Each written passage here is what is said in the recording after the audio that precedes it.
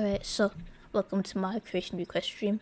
So in today's stream, we didn't get any requests from the Google form, which makes sense considering LBP3's popularity nowadays. The servers are down. Some people feel like create mode is pointless, which isn't true for everyone, but like if you publish levels, it makes sense. And then for the comments, we didn't get any from the comments yet because the stream just started. But if you have a comment, like I said in the pinned comment that I left in the chat, you could just request it in the chat and I'll write it down here so I don't forget. And it doesn't have to be like a creation request, it could also be like a question about logic.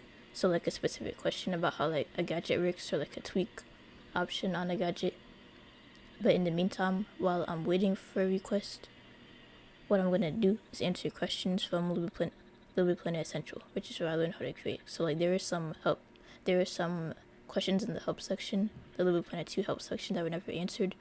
So I'll be answering those in the meantime, so while I'm waiting for requests. So yeah, if you did request something in the Google form, you will get like a nice little worksheet like this. And also requesting stuff in the Google form gives me time to like figure out how I'm gonna create everything in 3 hours, because I stream for 3 hours. So like if I get like 5 requests, putting in the Google form like gives me time to like practice creating everything within 3 hours. It also gives me a chance to like bug test it, because like when I'm creating stuff on stream, there's like no guarantee that it's gonna be bug free or whatever. So just in the future, put your stuff in the Google form, and also in the future I might promote this on Reddit or whatever, so I get more requests. But anyway, this is the first thing that we're gonna be doing, the music selection setup. So this particular person, this was a request from LBP3 Essential. I'll show you that post. So on LBP3 Essential, this person requested that, this was like 10 years ago, but people might have similar issues today, because music sequencers are still used in levels today. So they were working on a Christmas level that had 2 parts, the outdoor part near the beginning and then the indoors part. And so they were having issues with like their song not playing correctly. So like the song would play when it unpaused, and also like it would be selected, like the image would light up even though it wasn't selected yet. So and then they just have it outlined over here, so like at the bottom. So in the outdoor part, 1 song should be playing, and then the indoor part, 2 songs should be playing, or like the song should stop playing and then you should be able to switch between 2 different songs. But anyway, I have that all outlined here as well. Only thing I didn't write down was that it was a Christmas level, and I made the scenery to reflect that. Their level is probably a platformer, but like it's easier for me to create stuff if it's like stack sized. So I just did this. So anyway, we're gonna be working on this. So I don't have any Christmas music in my pocket, so in the meantime I'm just gonna be using this. So like with the music sequencer, or like at least with the interaction with music, you have to set everything to 100 for it to like play properly. So that's what I'm doing right now. But yeah, I guess in the meantime I could talk about what I got for Christmas. So like for Christmas I got a Minecraft book, like it's called The Village. And I also got some candy. I got hot juice, and I got a Dunkin' Donuts gift card and an Amazon gift card. So yeah, I think, did I finish the music selection thing? Yeah, I forgot to do this one. But yeah, I'm just gonna set all these to 100. And then, okay, people actually joined now, so I gotta recap everything. Alright, so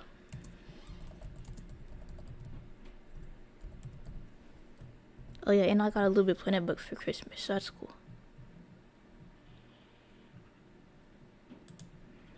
But yeah, I got the LBP3 3 like collector's guide. I mean, not what the game, I forget what it's called, but like the Brady Games guide. I got that. But anyway, let me recap for those that just joined. Let me tell you what we're doing today. So the creation request stream, we did not get any requests from the Google form, which makes sense considering that LBP3 is not as popular as it used to be. The server shut down, so some people feel that create mode is pointless, if you publish levels for gameplay, you probably feel this way. But if you create for yourself, like individual creations, like there were some dudes on Reddit that were making like vehicles. Like I bet they still create. But the majority of the community who publish levels probably aren't creating anymore. We didn't get any requests from the comments. Not yet because the stream just started, but feel free to put your requests in the comments. Even if it isn't like a specific creation, you could like comment something, ask a question about logic. So like a specific gadget or like a what's it called? One of the options on the tweak menu. So like if you're curious about like anything in your popular, like you don't know what it does, let me know and I'll explain it. But in the meantime, while I'm waiting for requests from the comments, I'm gonna be doing requests from Little Planet Central. Wait, hold up, I don't know Italian. I wish YouTube had like a, what's it called? A feature where you could like translate automatically. I only know English and a little in Spanish, like some Spanish.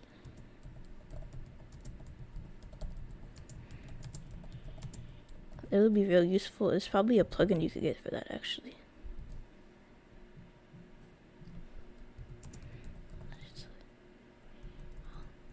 But yeah, I only speak English and some Spanish. Alright, so, but anyway.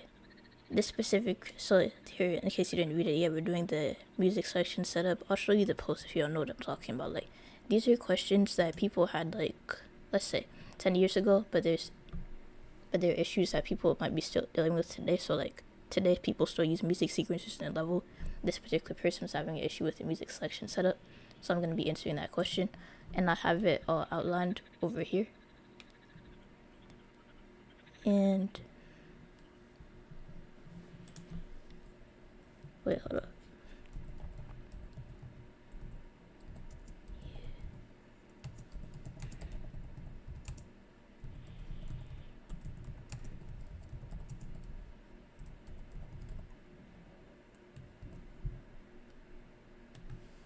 Okay, so anyway, the music selection setup.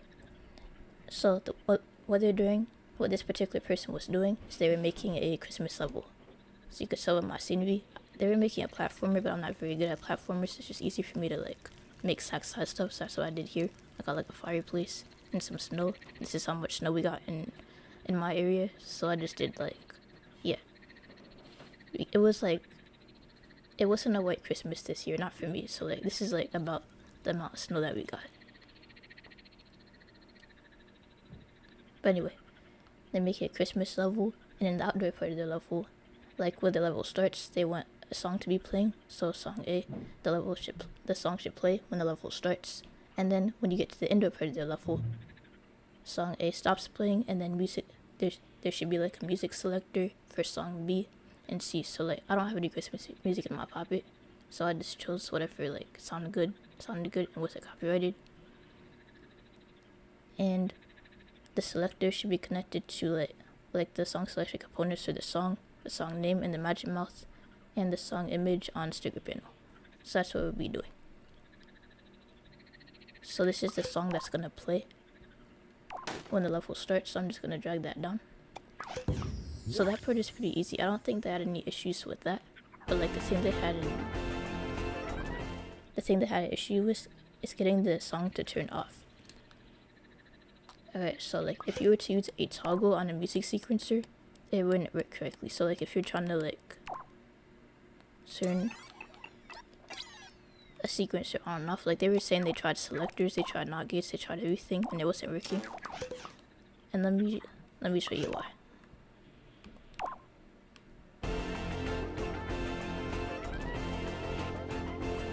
As you can see, it does not turn off.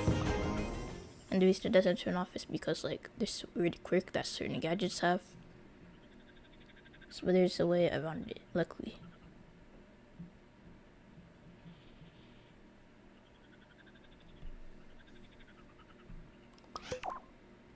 Alright, so what we're going to be doing instead of using a toggle to turn it off, we're going to be using a music sequencer that is set to 0% volume on everything.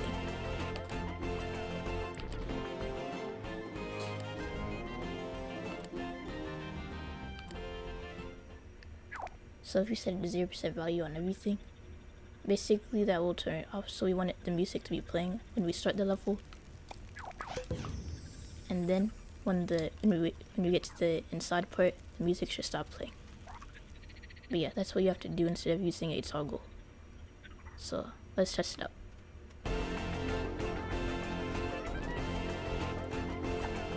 So then you would just run through the level, go inside, and then the music would stop playing. So that part, we got that part working. And then the second part is the music selector. I added this sponge, so now I'm just gonna add like some pieces of hologram.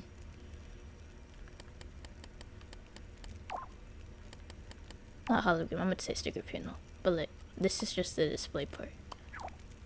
So like whatever song is playing, that's gonna be like shown there. So I'm just gonna like drag the songs over there.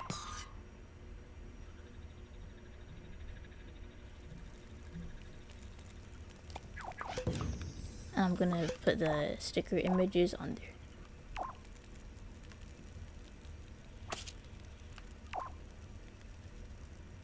Should probably center or whatever, but sticker panel is too bright by default, so we're gonna lower it to like 50%.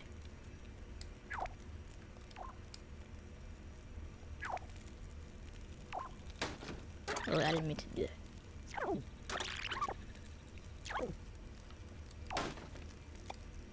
There we go.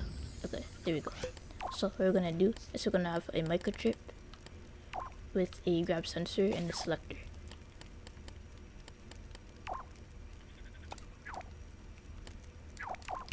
Because there's two songs, there's gonna be 2 ports on the selector, and I'll need the grab sensor.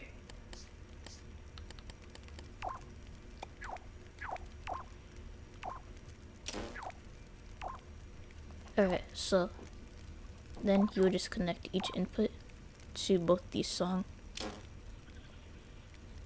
and the music sequencer, and they also said like a magic mouth, right? So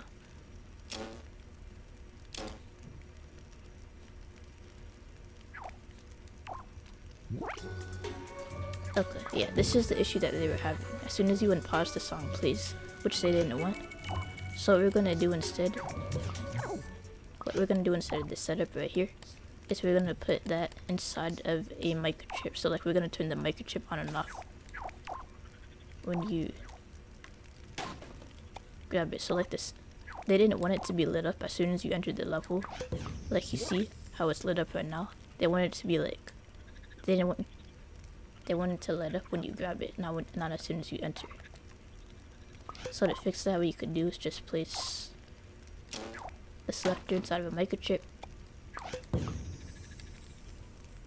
and then it should work. So as you can see, it's not lit up right now. Oh, and we need to set this to 2, so like the first one plays when you put it on.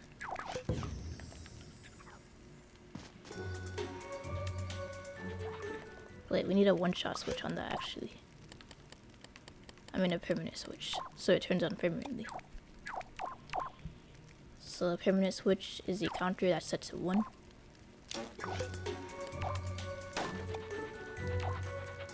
Alright, so let me show you what that will do.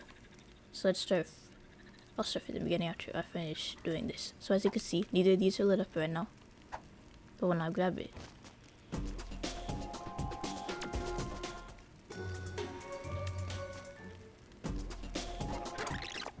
but yeah, it's working.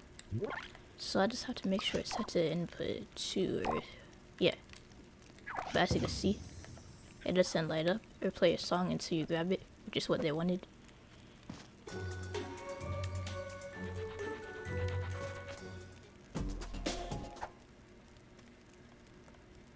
Oh wait. I should probably have a one-shot switch on this as well, because like this is pretty close to here. That was like turning the music off. So I'm just gonna have a player sensor, and then add a one-shot switch on there. Or a permanent switch. One-shot switch and a permanent switch are basically the same thing, but they have like different names or whatever. Like when I was like learning about logic, they had like different names, and that was like something that confused me when I was like first learning logic. But yeah, we're just gonna add a counter here, so that way the music only stops as soon as you enter that, instead of like it stopping every time you walk past. But yeah, I'm just gonna reset it and then I'll show y'all from the beginning. But we did. Alright, so at the beginning of the level, this song plays. But then it should stop once we reach the indoor part of the level. So once you turn here, the music turns off. I have to move the player sensor over because we weren't even inside yet. But that's pretty much how it's gonna go. Okay, so the music stops, and then we have these two songs to choose from.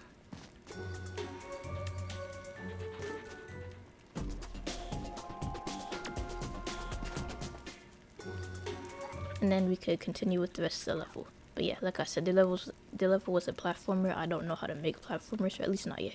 Game design probably isn't too hard. I was playing Epic Mickey Rebushed the other day, and like I was looking at some of the 2D levels, and I was like, this is like really creative. Like they basically turned the Mickey Mouse cartoons into like platforming levels. The 3D levels, I don't know much about 3D platforming, but like it's probably like really easy to make a 2D platformer. So I'm gonna try that someday. Like maybe when Restitch. Maybe when Restitch comes out, I'm gonna have to learn for Restitch, because like I heard that Restitch isn't gonna have like any like different genres, like only platformers. So like I might make like a Mickey Mouse level, or like something in Restitch.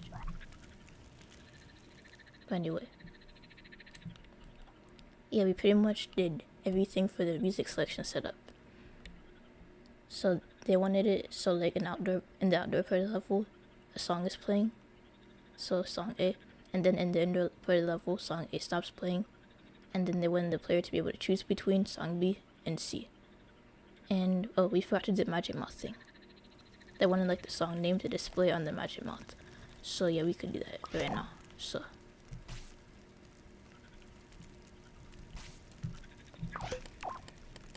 they said they had like a Magic Mouth on a sequencer. So if you just do like a 1 second like thing on the, where's the Magic Mouth? Okay, there we go.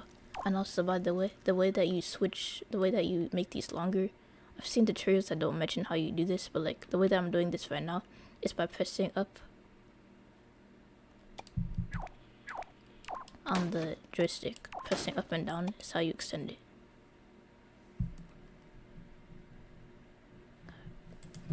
But yeah. So the song name, what was the song name for this one? Because I have to type that in there. On Thin Ice. Alright, there we go. So I'm just going to type that in there. On Thin Ice. And then we're going to do the next one. And then after that, I'm going to demonstrate it and we could move on to the next request. And again, if y'all have requests, like, we didn't get any requests for it in the Google form. So if y'all have any requests or questions about the create mode, put them in the chat and I'll demonstrate. Questions in the chat have priority over the ones from Little Planet Central, since I'm just doing this while I'm waiting for request. So yeah, if you have anything, any sort of questions, even if it's like a minor question, even if it's something like similar, like how do you make a dialogue play once, I made a video on that, but like something simple like that, like how to make dialogue play once, or like what is like a specific tweak option on a gadget do. You could just ask it in the chat and I'll answer it. But yeah, this should be set to start playing forwards. And then we're just gonna do the same thing for the other one, except we're gonna change the dialogue. And we're gonna have to say, okay, Avalonian music.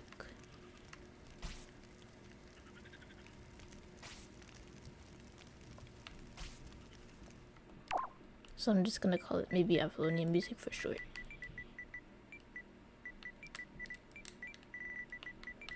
Okay, so it's like the interactive track that plays in the Apollonia theme and LBP3 too. A lot of people don't like Apollonia because of like all the like the controlinator stuff. I don't really mind it though. Like, it's not that bad. Like, I don't know. I haven't played LBP3 2 since I was a kid, so I don't remember disliking Apollonia.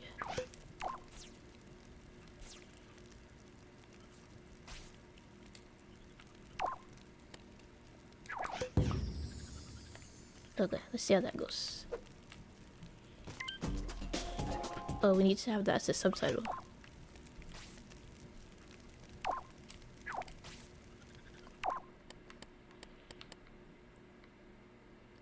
Okay, subtitle, I think that's good. And then we're gonna make this display for 2 seconds, or like 3 seconds, I guess. 2.5. And then we're gonna set this to subtitle as well, and have it display for 2.5 seconds, because each stripe is worth that value. And we have it on there for 1 stripe, so. Alright, so let's just start right now. So it shows us the song name.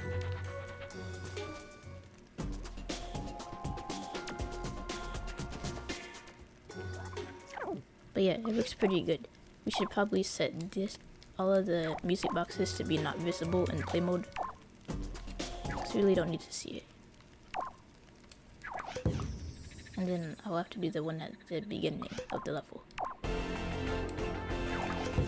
But yeah, to anyone that just joined, this is what we were doing. So we were trying to answer this question. So this particular person wanted they wanted like a music selection setup that they were having trouble with in the first part of the level, like when the level first starts, the outdoor part of the level, a specific song is playing, so they call it song A. And then for the indoor part of the level, they wanted song A to stop playing, and then a music selector, they wanted the player to be able to choose between song B and C, and they were having trouble with that. So that's what we did just now.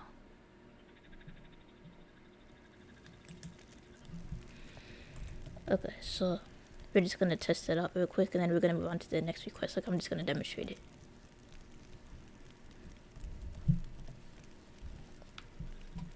Let me just make sure everything is reset though. So I just have to reset these counters. So yeah, song A plays at the beginning, then it stops playing, and then there's a music selector for songs B and C.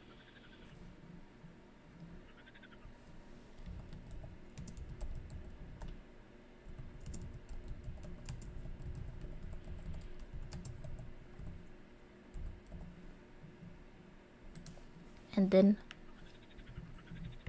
so yeah, you should be able to choose between those. So let's test it. So the song A plays, and then when we get inside of the level, song B should play. It should stop playing. So as you can see, it stops playing, and then we're able to choose between these two songs.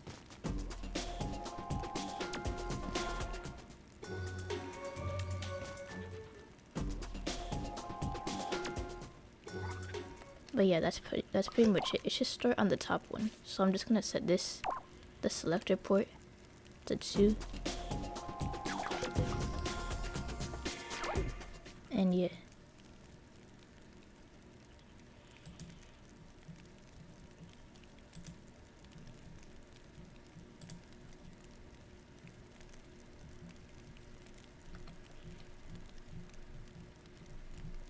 Alright, so, and then we're just gonna do the next request in a bit, yeah.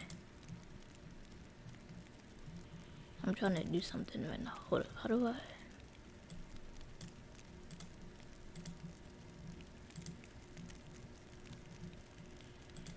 Okay.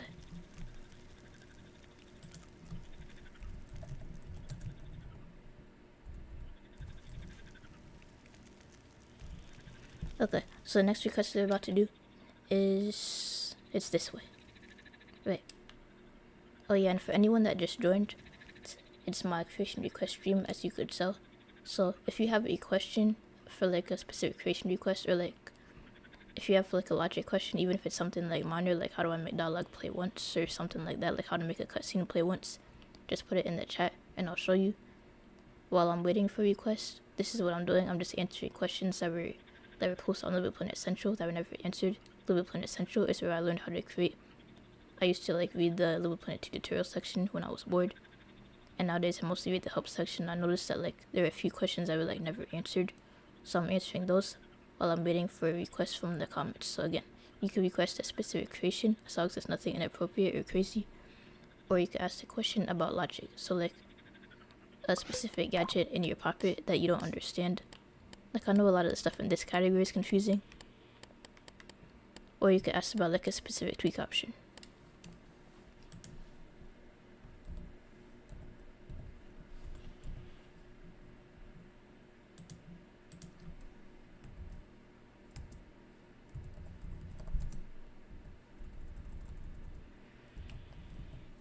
Okay, so like for the mover, you might be confused about what local space means. If you are, let me know and I could explain it. And like, yeah, I think like every gadget has like advanced use and beginner use, or at least like the logic does in the logic category. So yeah, what DLC do I have? I have the Incredibles pack and the Pirates of the Caribbean.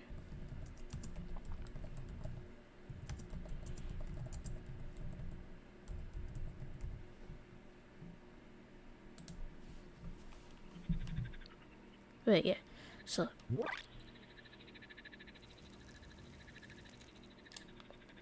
for our next request, what we're doing is this particular person. I'll show you the post on LBP3 Central. So on LBP3 Central, there was someone that asked, this is the previous request, but on LBP3 Central, someone was like talking about like score countdown logic, but the way they titled it was weird. Two people actually did answer the question, but I don't think they understood what the person was asking. They weren't asking about like race countdown. They were saying, how do I make the score count down like the race counts down? Like they were using the race kit as an example, but that's not really what they meant. So right now I'm gonna answer that question.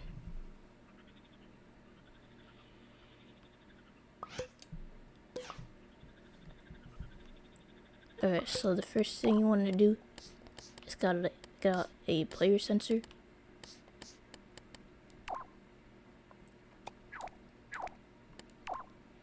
And a score giver. So for the score giver, before you place the score giver, you actually just want to use a counter set to 1. And also you should be doing all of this in a microchip. When logic's in a microchip, it takes up less thermometer space. So I usually place all my stuff in a microchip.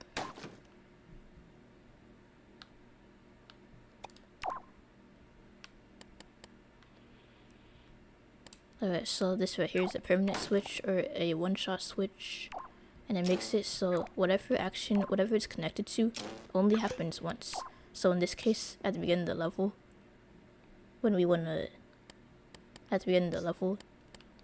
you should give the player a score. So like 10,000, the person used 10,000 as an example. So that's actually like the max score that you could give a player.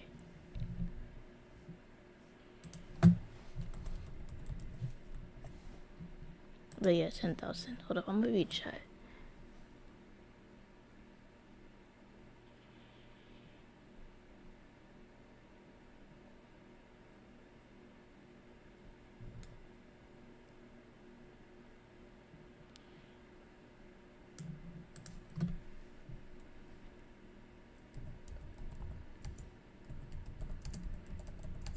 Okay, so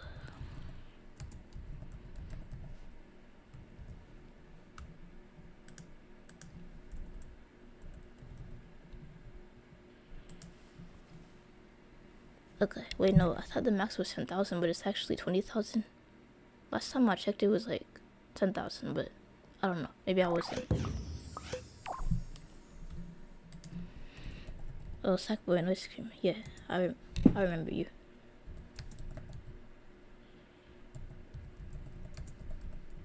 So yeah, but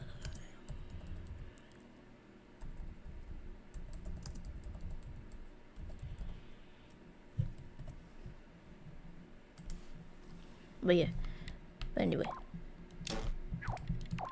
let me recap what we're doing since there was a pause there. So we're doing the score countdown logic. So this particular person wanted their level to start by giving the player 10,000 points, and then they wanted to like count down to 0. So like, let's say they didn't say how many points they wanted to lose per second. So if you're trying to do something like this for your level, you could set it to whatever value you want. So like they just said 10,000 as an example, and you can have it lose like 100 points every 2 seconds if you really want to. The last two numbers are just what I chose since they didn't specify.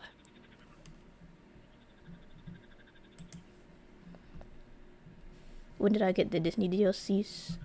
And when did I start Little Bit Planet? I got the Disney DLCs probably like when I was a kid. Like I don't even remember. Like it was like I started playing Little Bit Planet when I was 7. So I thought it came on the disc, but like it might have come on the disc, or like I got it like, yeah, like when I was really little. So it didn't come on the disc, so I was able to get it on Little Bit Planet 3 with no issues. But yeah, my dad probably bought it for me when I was younger. So like probably back in 2011, I got the Disney DLCs, and I started playing Little Bit Planet in 2011. And according to my old PS3, that was like April 13th, 2011. So yeah, I've been playing for a long time. Like, I like to think that I played Little Bit Planet like every day, except for those 6 months of 5th grade that I played Minecraft. I at least played Little Bit Planet every week. Like, if I was into like another game, I would play Little Bit Planet during the weekend or whatever. But yeah, Minecraft, I played Minecraft for like a long time. Like, I played it for like, it was like real popular when I was in 5th grade, so I played that for like 6 months, and I probably didn't play Little Bit Planet as much during that time. So yeah.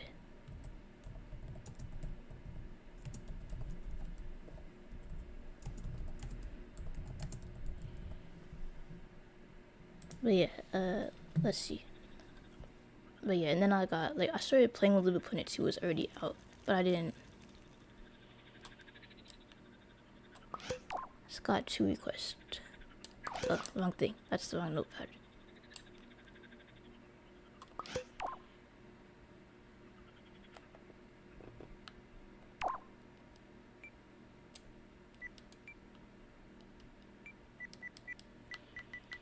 Dragon Ball Z fighting Sackbot.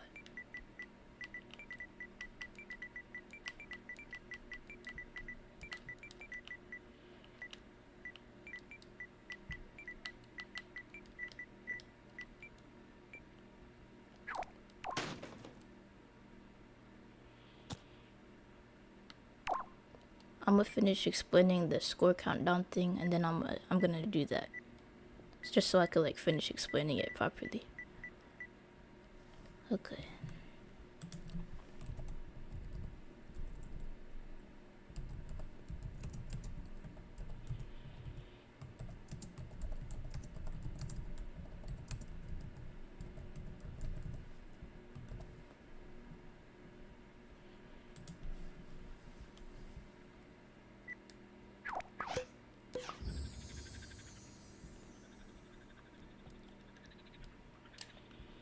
Okay, there we go. To request.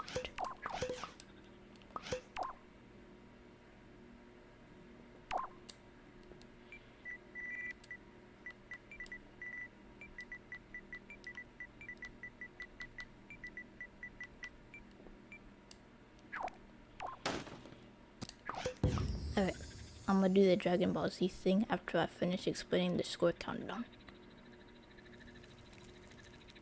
But yeah, basically, this makes it so as soon as you start the level, it gets 10,000. You can't see score in play mode, obviously, but I tested this in advance, so I know that it works.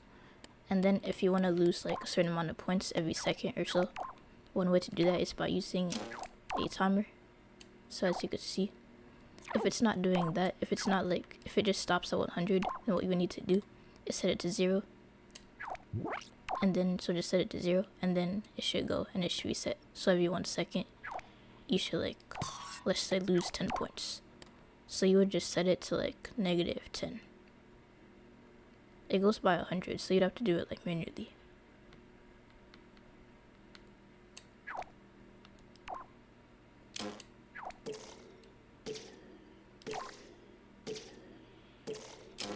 But yeah, that's how you would do it. Alright, so now for the Dragon Ball Z thing. Let's see. A Dragon Ball Z fighting sackbot. So let's see. I would have to look that up online. I'm not that familiar with Dragon Ball Z. So yeah, I'm gonna look it up. So yeah, a Dragon Ball Z sackbot. Oh, like what abilities like would you want it to have? Like,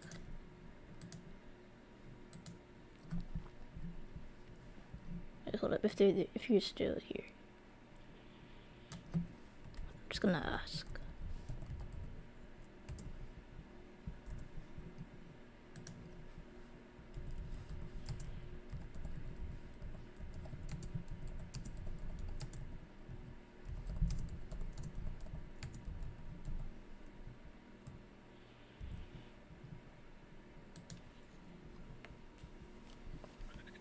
But yeah, anyway, while I'm waiting for them to answer, like, what did y'all get for Christmas? I got a Minecraft book. Like, it's called The Village. It's like an official like Mojang book. It's like part of a series. I read the what's it called? I read the island, and then I read the mountain and the village. Just the last book, or like at least the third book in the series. So yeah, I'm looking forward to reading it.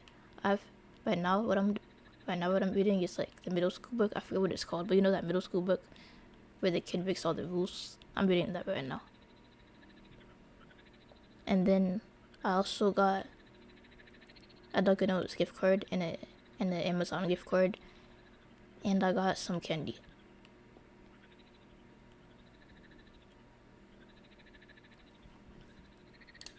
Oh yeah, and I got a little bit Etsy book, like the Brady Games book, just for collector's purposes. I don't really need it, but like I just wanted it for collector's purposes.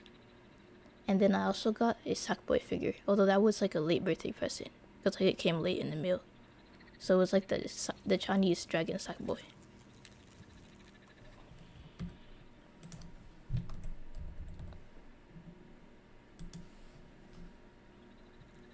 But yeah, the Dragon Ball Z thing, I'm gonna look that up now. So, Dragon Ball Z characters, I'll probably have to look that up. So like, there's probably already a Dragon Ball Z fighting game, so yeah, that's like the first request that I got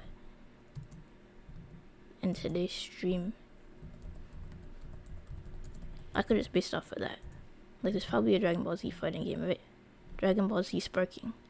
Or, that's probably the latest one, right?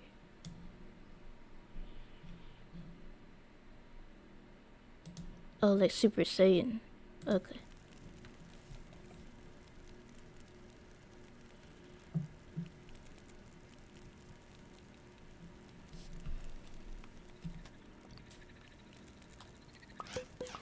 Okay, so you said a Kamehameha, a blast, and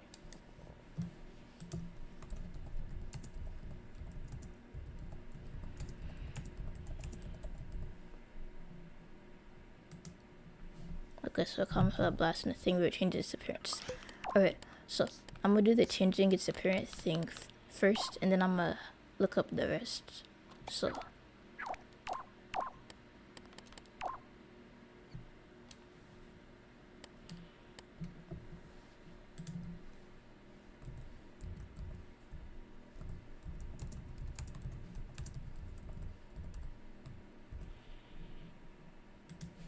but yeah, so let's say so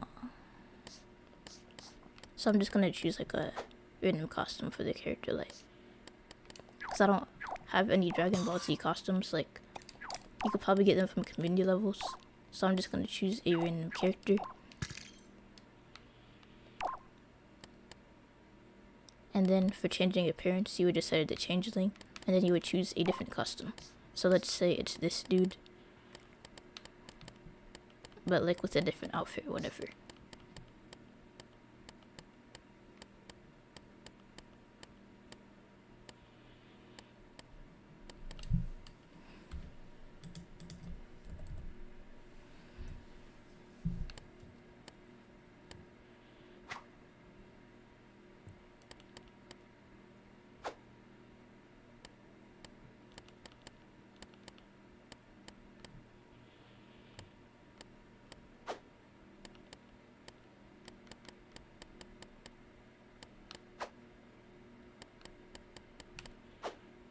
Alright, so oh yeah, I should probably do this smaller, but either way. So you would need a controllinator, so like, oh yeah, you probably want to do this on a controllable sackbot. So let me just get one with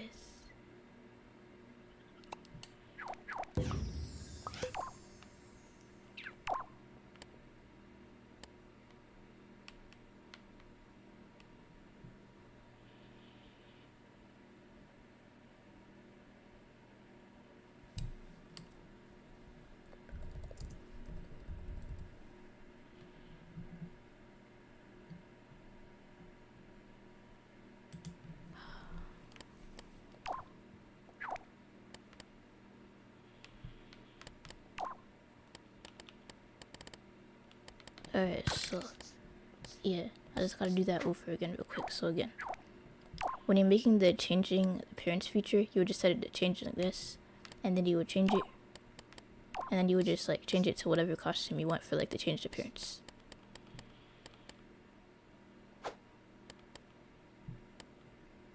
Like a toggle mechanic. Yeah, I'll show you how to do that after I change the outfit. So where it changes from big to small. Okay.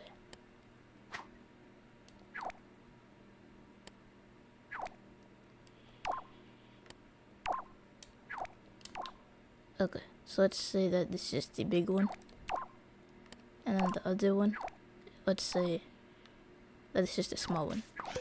So if you want to toggle it on and off, then basically what you would do is you would set your controllinator. Well, I mean, that's actually already a feature, I think. Wait, let me test it out. Wait, where's my... That always happens, like the hologram that's attached to the sackbot, it just like flies away, which is annoying. Probably because I already have like a controllable sackbot or whatever. And somewhere in the level.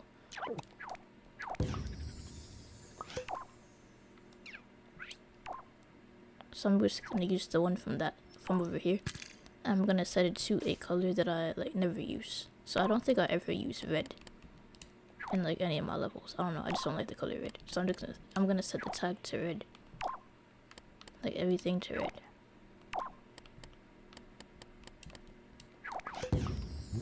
There we go. Now it's working.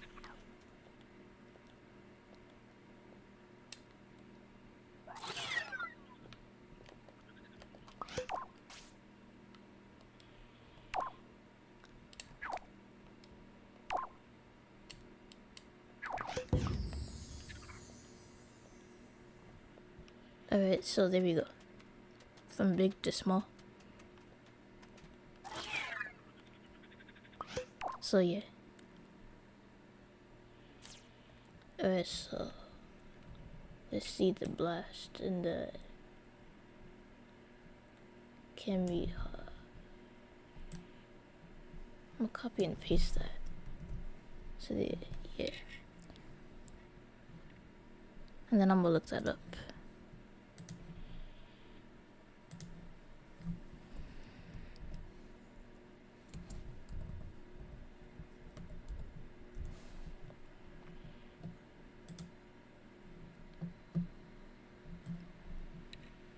Wait, hold up. I don't know if I have the volume up too loud.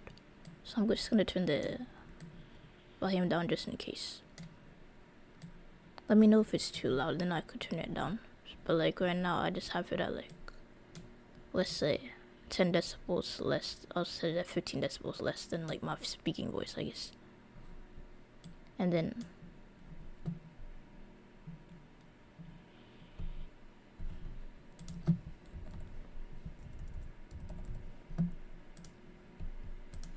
but yeah. Alright, so I'm gonna just look up a video, so.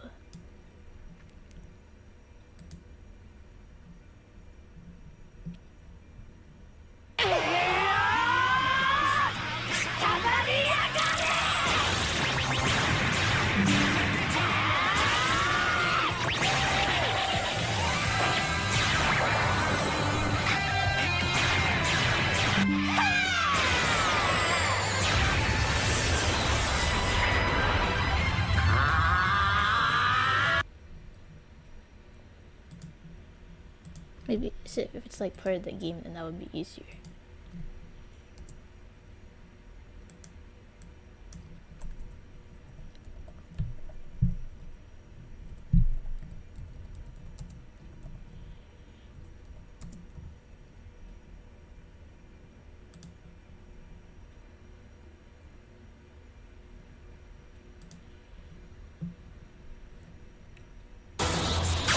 I'm gonna win this fight! Yeah! Everything I've got! Wait, hold up. I missed the beginning because I was looking at the chat for a second. I'm gonna win this fight! Yeah! Everything I've got! All into this one attack!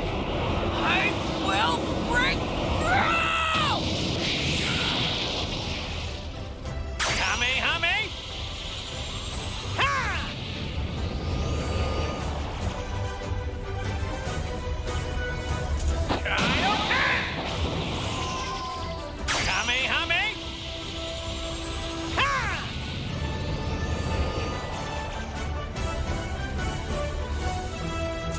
getting excited.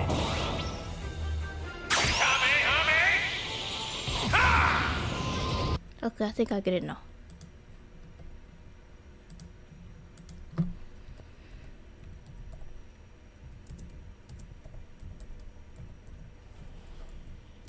So I just need to find animations for it as well.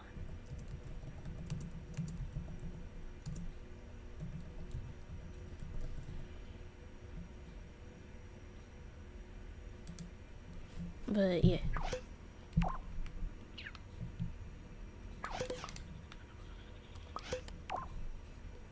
Oh yeah, I have to turn my volume back up. I turned down the volume on my end because it was too loud.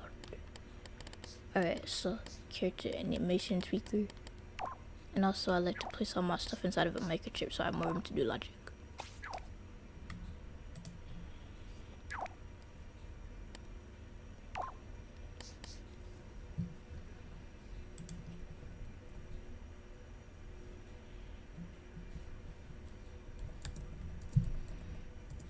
Okay, hold up, I'm just responding to chat right now.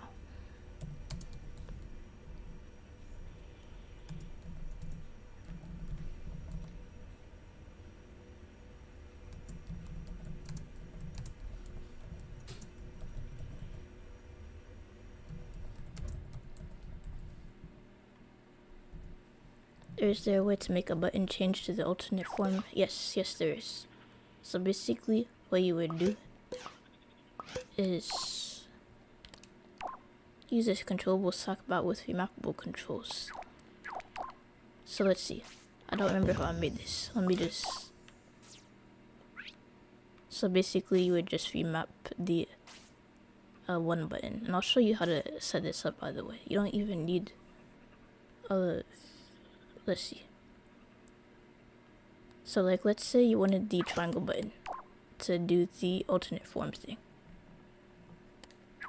First thing you would do is disable the sackbot or organization if you're using like the triangular circle button, and it's already disabled. And then you would just wire that to the one button. I'll test it out, and then I'll show you how I made it.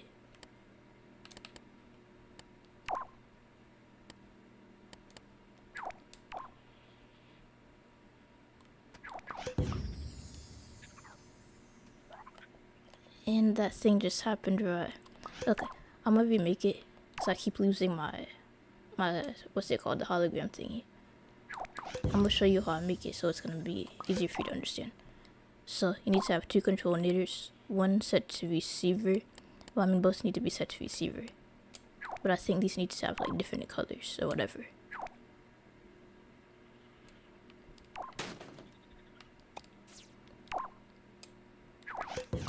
So the difference between these two controllers versus not is set to receiver and controlled by an override sackbot. So this one could have its normal color, but it needs to be override sackbot no. And then the second one needs to have a different color and override sackbot yes. So this one is red, so I'm going to keep it at red and just override sackbot no.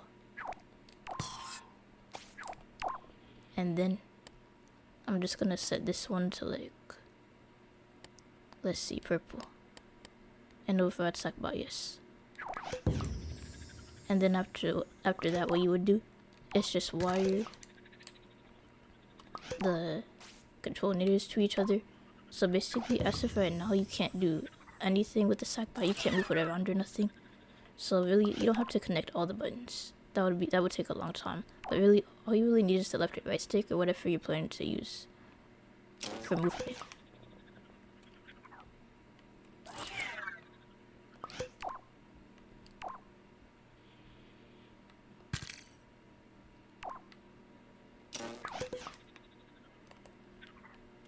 Okay, there we go. So you basically just connect the left or right stick. If you want to use the jump button, you can connect the X button.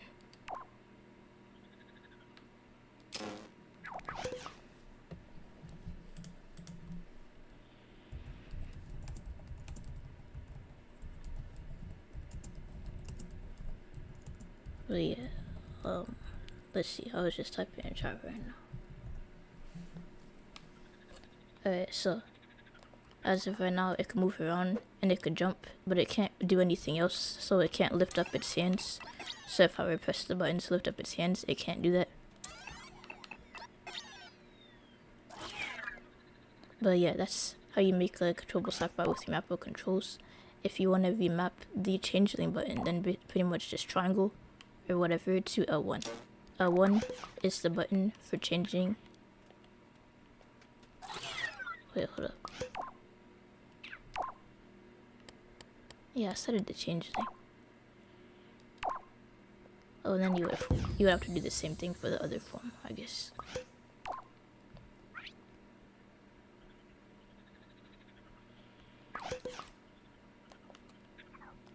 Oh yeah, okay, yeah, it's working. I was pressing L1 even though I set it to triangle. Let me just copy and paste this onto the ground or whatever, and then when I change it, I won't have to like rewire it all over again. So change it, and then I would just...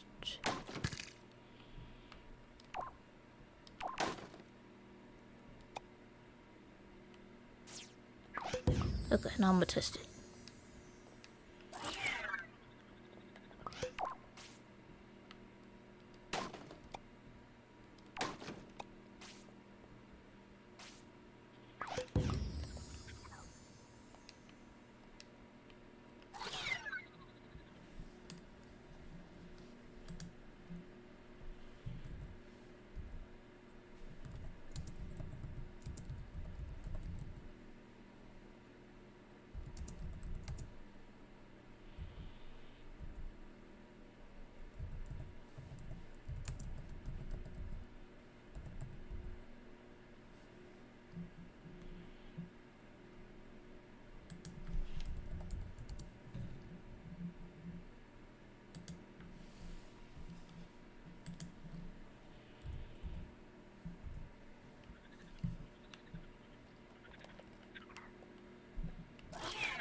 Okay.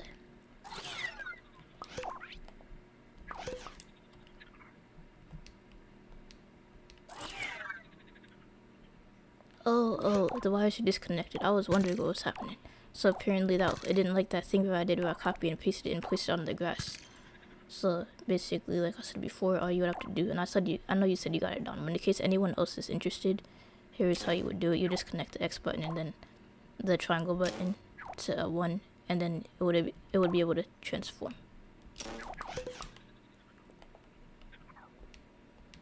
But yeah, there we go. Now it's with triangle. And shout out to Cont from C. He was the one that made the tutorial on how to make a sackbot with your macro controls. It was in his sackbot tutorial. So he mentioned it. I quote it a lot. That's how I remember it. It's like around the 6-minute mark of his tutorial. Because I remember telling people, I told like 2 people about this tutorial. Like when they asked how to do something like this, you could also use it to disable buttons. But so yeah. To disable buttons, you pretty much just wouldn't connect them. So like as of right now, R2 and L2 are disabled. I can't lift up my hands right now because I did not connect those buttons.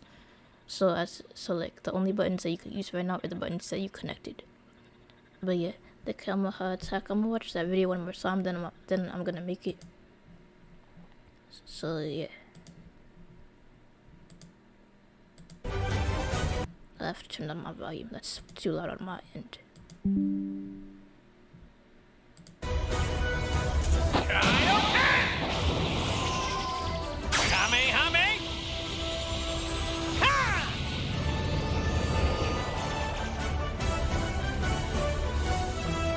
I'm getting excited.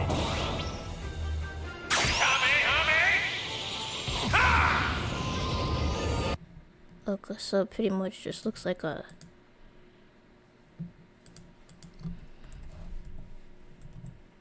Yeah. Okay, so yeah.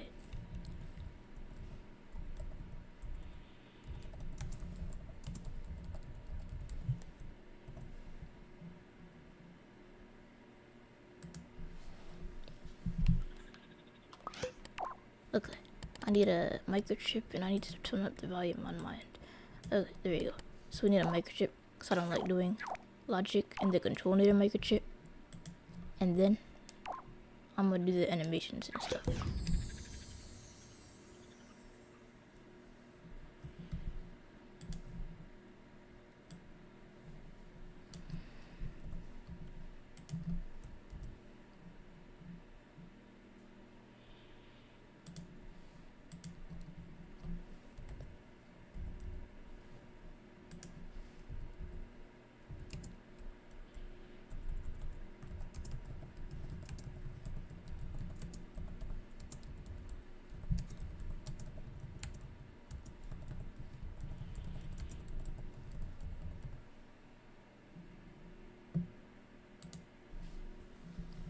Alright, so now for the animation. So let's say you want the attack to be wired with L1. I'm just gonna go down and place a circuit node for L1.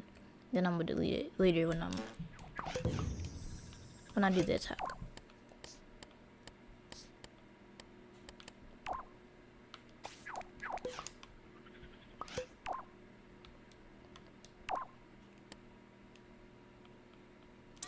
Alright, so I probably won't be able to find an animation exactly like the one in the video, but like, let's see, it's like a thing where like he holds it in his hand, he holds the ball in his hand or whatever, and then he like throws it, I think. So like, this one looks decent. I know it's to the front as opposed to the side. Power up, alright. I think I know which animation you're talking about. Like, are you talking about like the one where it's like it's one of these, right? Like, I know you use this one for your basketball level.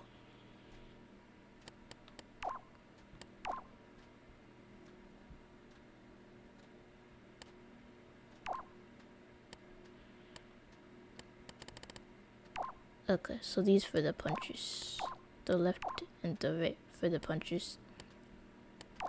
I was trying to make the comma, whatever it's called, pronounce the attack that starts the letter K. I was trying to make that one. And I was trying to look for animation for that one, but like...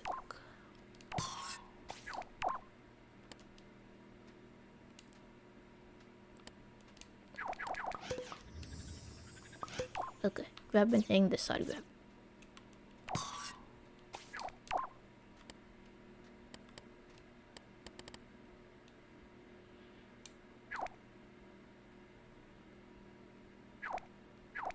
Okay, now I just have to wire it all up.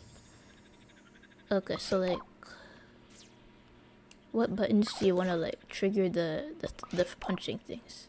Like, so the punching animation. Like, do you want it to be circle or like a different button?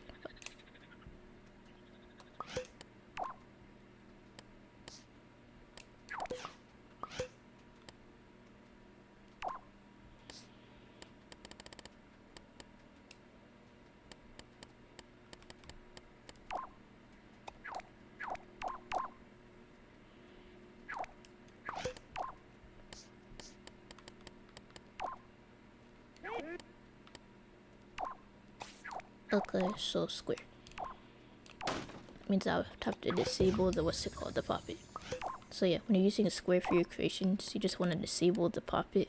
Disabling the poppet controls also allows you to use the D-pad. If you ever want to use the D-pad for any of your creations, then you would have to disable the poppet first. Which makes sense, because like the poppet controls basically include undoing, rewinding, and you don't want to accidentally undo and rewind when you're just trying to do something.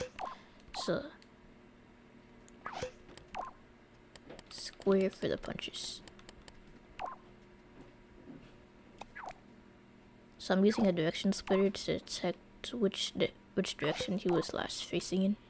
I mean, which direction he's currently facing in, or I guess I could do last direction because you might not be pushing your stick while you're doing it.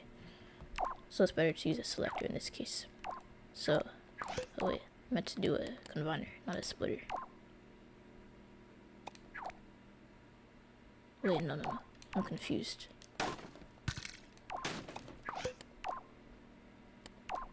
Okay, yeah, I didn't need E. This is a splitter. And then I'm just gonna have an AND gate. So when you press square, and when you're last pressing right, then you do a punch to the right.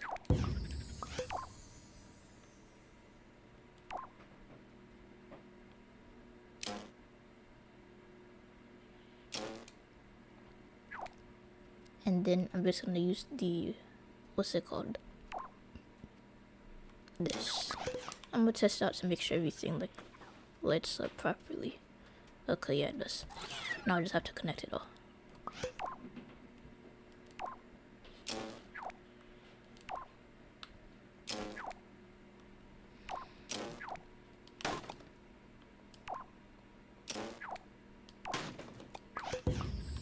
And then I'm gonna test it. I'll have to turn this off temporarily. I don't want that animation like getting in the way, so I'm just gonna turn it off temporarily.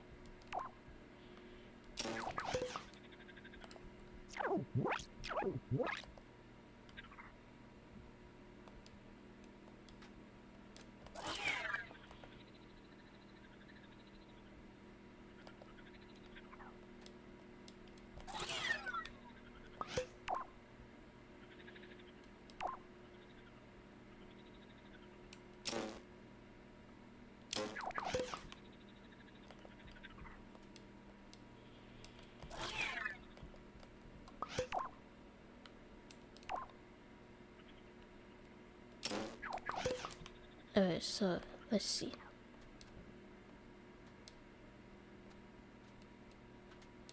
But yeah, now it should work.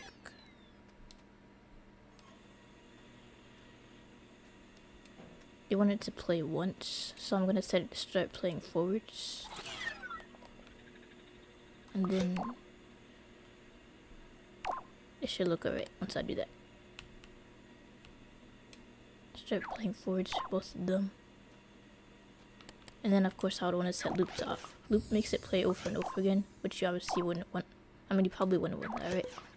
So you would just have it play once as soon as you attack, instead of over and over again.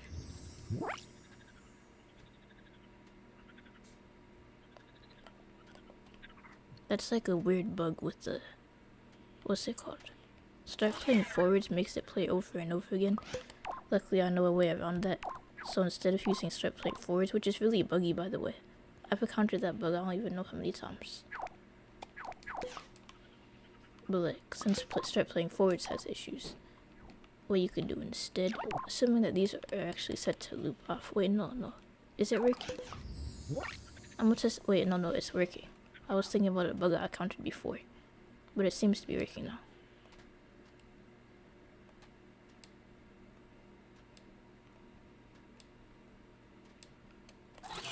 Okay, never mind. We don't need the timers. I was doing the timer just in case there was like a bug or whatever. But yeah, that's the punches.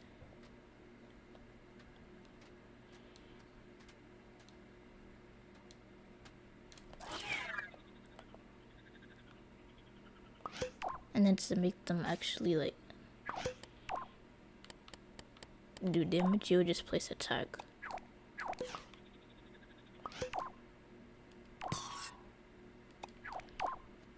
At the part where it actually does damage, so.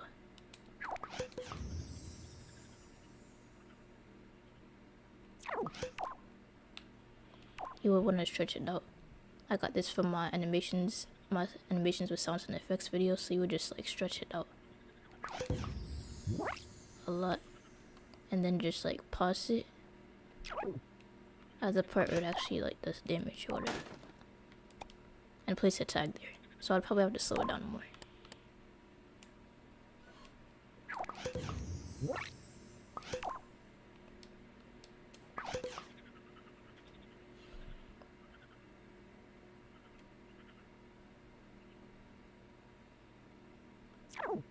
But yeah, that's good. That looks good, yeah.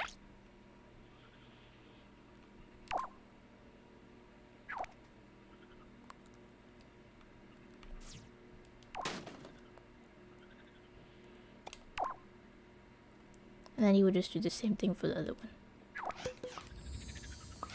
I think there's an easier way to do that. So if you just do throw, right? And then you just go up from there. You just set it to that specific part, so like, what, 20?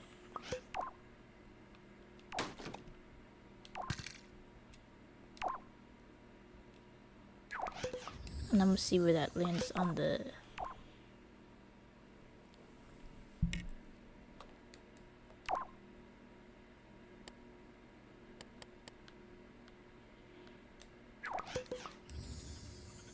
Okay, so yeah, that's where it would go right there. So then you would just place the tag at that specific spot, or like around that spot anyway. And you would like set it with a value like... Yeah, damage isn't used yet, so you could use that one.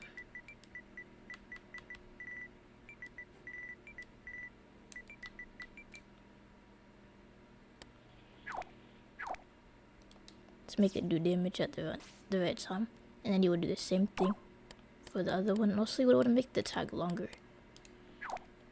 So you just want to make it a bit longer so it does damage for longer than like a second.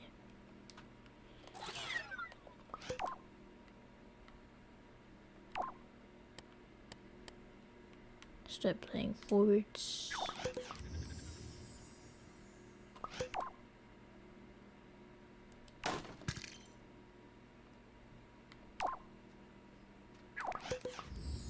Oh yeah, I set it to like 20. I would set it back to...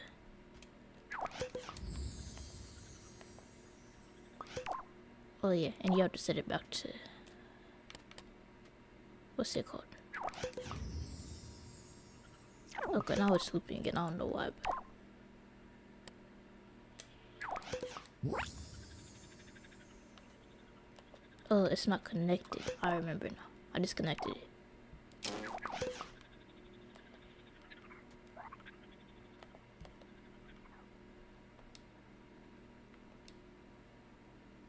Okay, I'm gonna slow it down. Then I'm gonna try to see when the damage should end. Okay, that looks good. And I'm just gonna stretch this out the same amount. So like how many stripes is that? Like 5 stripes. So now I'm gonna stretch that out the same.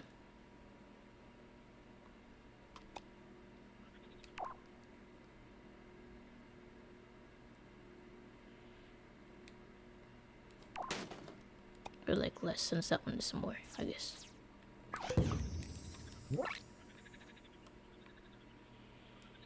And then I will need to speed that up.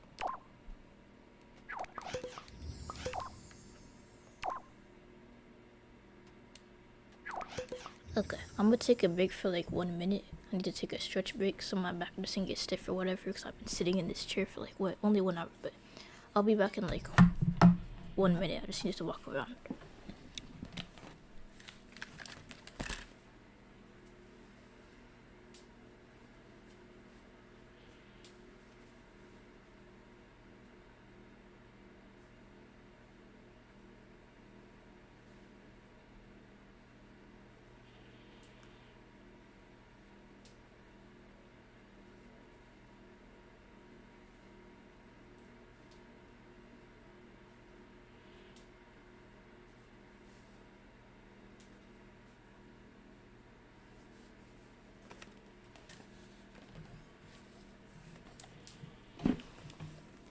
Okay, I'm back.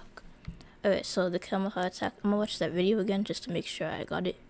So that way I know what I'm doing. So I'm gonna remember to turn the volume down so it's not too loud for me.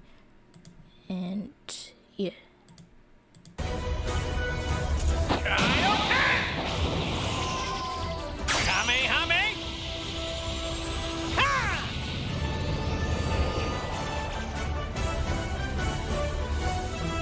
I'm getting excited.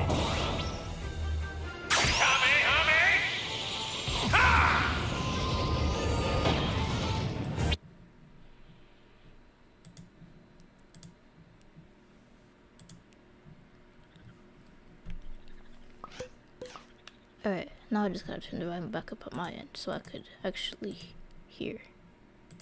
Alright, there we go. So the Kamehameha attack, I already set at 1 just as an example.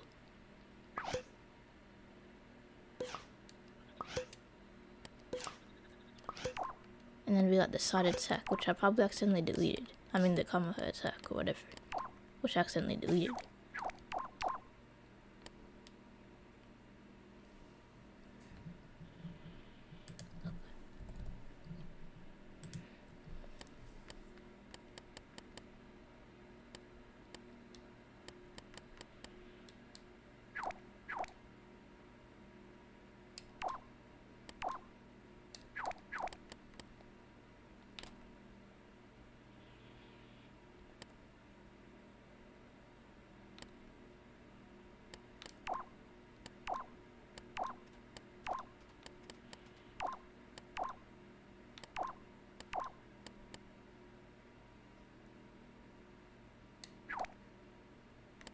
like there's like two parts to it. It's sort of like the charge up, and then there's like that. So I'm gonna use the side grab idle, and I'm gonna use the other one.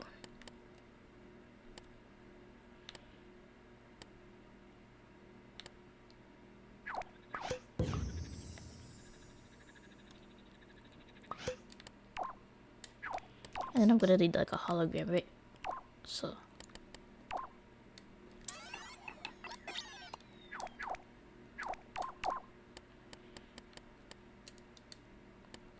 you can make it whatever color you want. I'm just gonna use, I'll use sticker panel so it's more visible, I guess.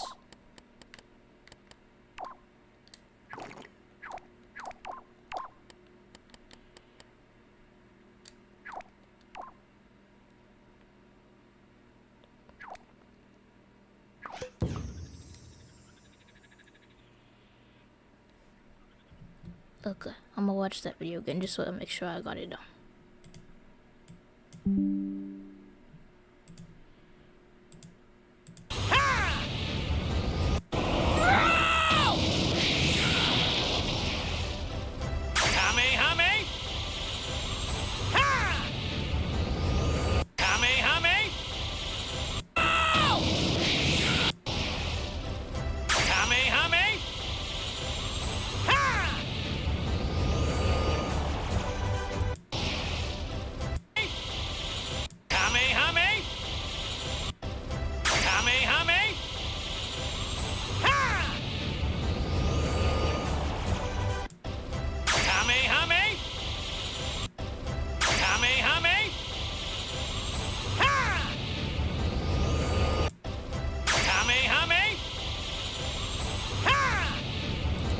Okay, so I just want to make sure I know so I get like the animation effects right. It won't be perfect, but like I'm actually do blue. Blue looks nicer, and I like the color blue better anyway.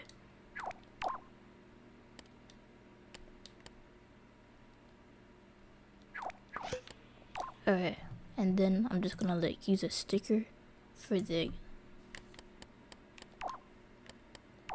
effect.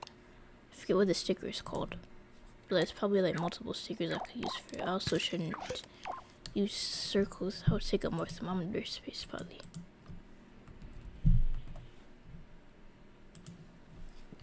But yeah, I'm gonna use square, and then I'm just gonna place a circle shaped sticker on it so I can make the attack. This is what I was thinking of. I just forgot what it was called. But this right here would work nicely for like the effect.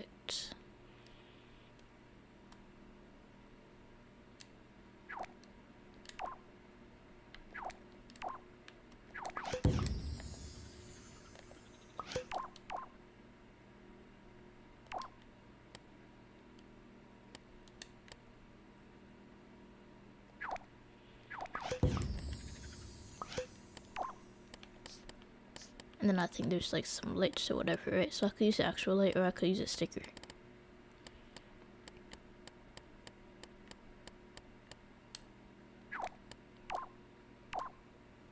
I'm gonna use a sticker. Actually, I'm gonna look at the lights for a bit more. I just don't know if there's like a thing to make it like. I mean, technically, I could use the spotlight. And then just use cypherizer or whatever. But I don't know if that would work. So I'm gonna use a sticker.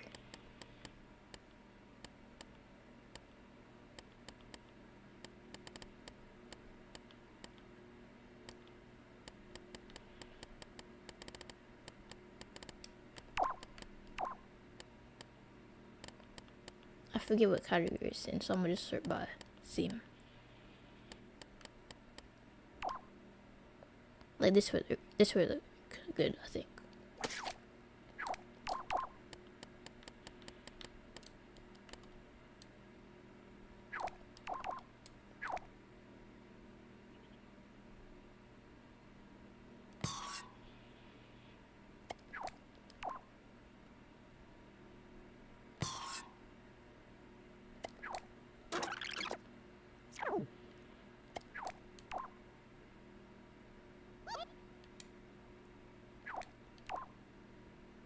Okay, I can't glue it like that, or else it would be glued to the sackbot, which it wouldn't allow me to do. It's not letting me glue it. That's weird. I'm gonna move this out the way, and then I'm gonna try to glue it. Oh, I think it's because it's in a different layer. That makes sense. So I'm just gonna set all these to the same layer.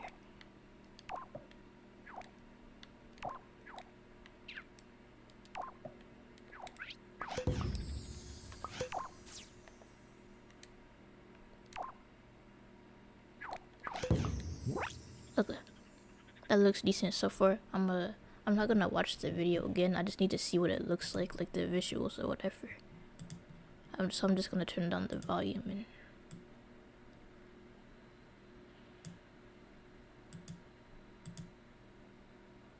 okay. So yeah, that's what it looks like. It's the beams like go down towards the ground, I think. Yeah, so it goes down towards the ground, and then his legs light up. Not the legs, but it's like a force field around him, I think.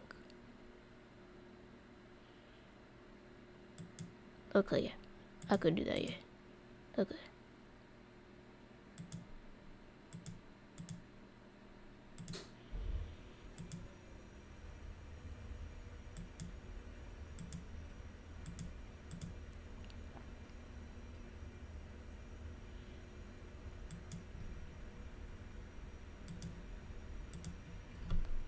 Alright, so I just have to adjust this to make them like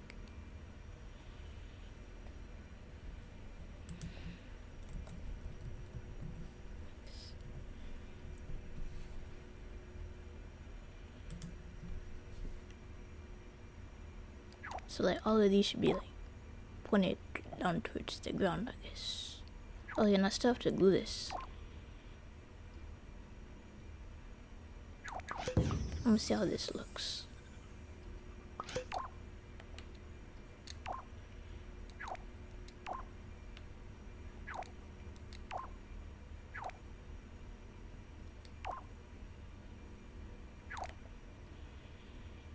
Okay, there you go. I think that looks good. And then like the thing that's going around him. There's like a couple different ways I could do it. I'm trying to find like that pulse thing.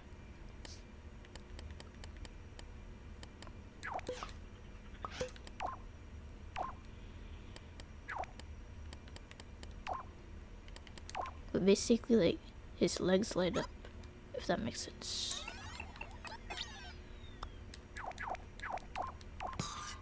So if I just make that. I'm gonna make him immune to plasma just to make this easier, because I'm probably gonna use plasma for some of the effects. So like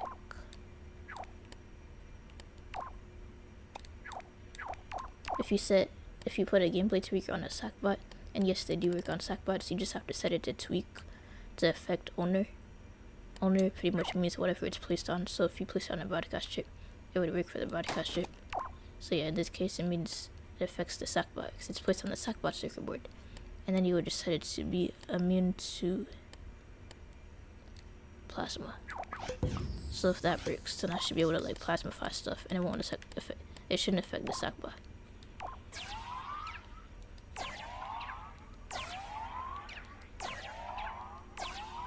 Okay, I don't want to plasmify everything. Just this ball right here, I think. I should have made it a circle.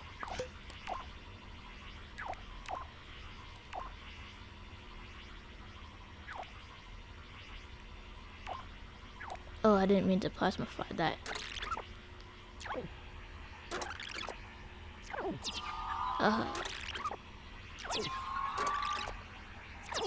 Okay, now... so the gameplay tweaker only works when you're not in pause mode. So, that's why this is happening right now. I really don't want it to kill my sackbot. But yeah, that's an annoying thing.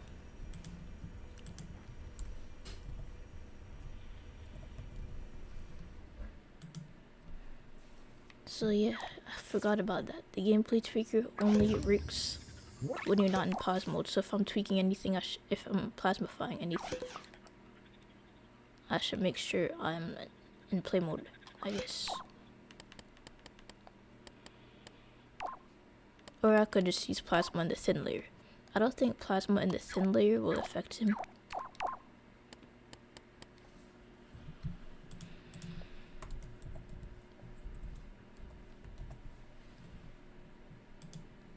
But yeah, I'm gonna try that actually. Like, plasma in the thin layer should not affect him. So if I just put it in the thin layer, then I should be good.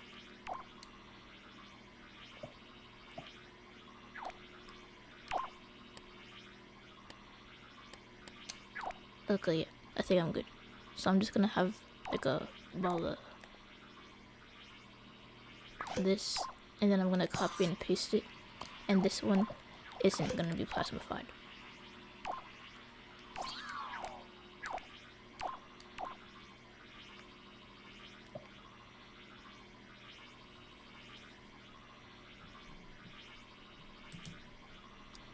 If I wanted to add more than one power to the sackboy, how would I do that? I would use different buttons, and I would use AND gates and NOT gates. I'll show you what I mean after I glue this, because I know what you mean. I think, like, basically you don't want the powers to overlap, right? So like, if I wanted to add more than one power, right now I don't have my logic very organized. Here's the punching and the throwing. I don't normally place my stuff in separate microchips because it's easier for me to read stuff when it's all in one. But I just did this because I was like temporarily like disabling it. But like, if you don't want your powers to overlap, I'm actually gonna do this on a fresh sackbot so I could more easily explain it. So like, something simple. It doesn't have to be even like a crazy ability or whatever. But like, generally, you would just have like, you would have your creatinator with your powers or whatever, right? And don't use the sackbot circuit board by itself. That just makes things really cluttered because you can't move this, you can't delete it. It's gonna get in the way. So either use the creatinator circuit board, which I don't use for some odd reason, or use a microchip circuit board. But let's say your ability is to like, I'm gonna use 2 animations as an example and show how to make it so they don't overlap. So I'm gonna use the power up. So let's say this is one ability. That weird squeaking noise is really annoying. So I'm gonna turn it off by setting it to sackboy. So let's say that's one ability. And to get it to play once, you would set it to start playing forwards. And you would set it to loop. So that's one ability. Let's say you have a 1 wired to that ability. If you have another ability, you don't want the player to be able to like cheat by pressing both at the same time, right? Or like, the animation would look weird if it was playing at the same time. So let's say this is your other ability. And that one is, let's say, the circle button.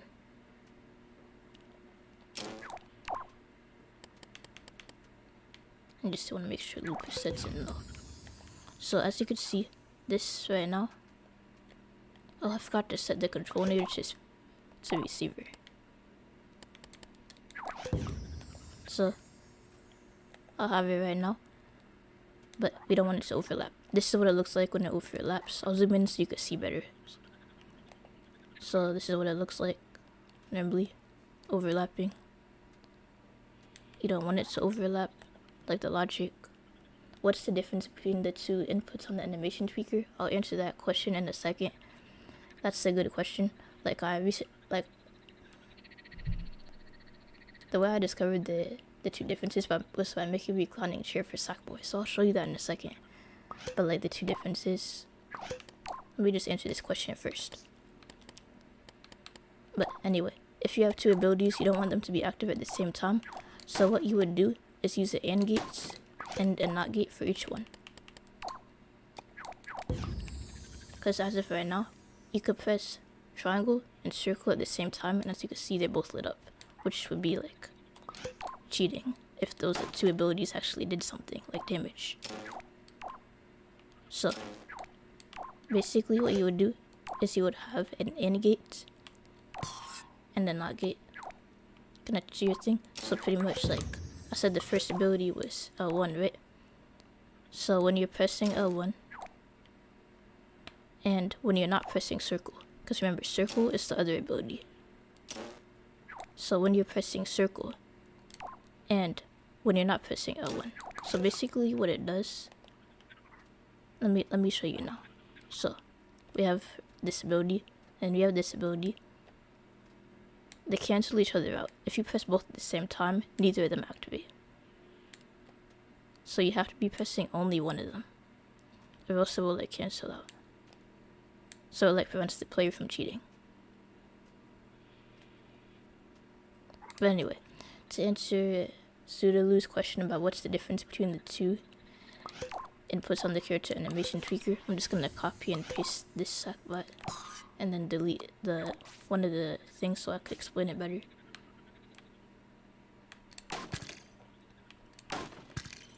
Alright, so let me show you what bunch strength does. It's easier to explain it with a thing that's like still.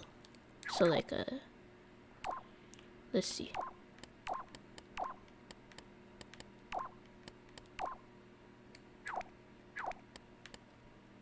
I'll just use this animation to explain it.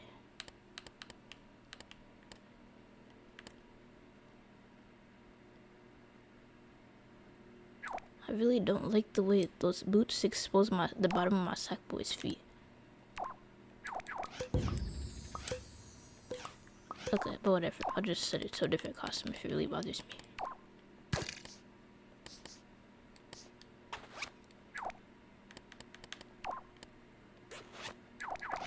Alright, so on and off. This one right here, you can connect a toggle to it, a timer to it, whatever. So like this one right here, both could be used as on and off. It really depends on what you're doing though. So you could use this as on and off. But let's say that you have this set at positional. I made this tutorial called smoothly looping animations. So I used the positional input on that one in that tutorial. I'm actually gonna choose an animation that I actually used in that video. That way it's easier to... That way you know what I mean. So like for the strutting animation, I like made a dance move using that animation. So I had it set to like 10 and 35. So if you have it set to like...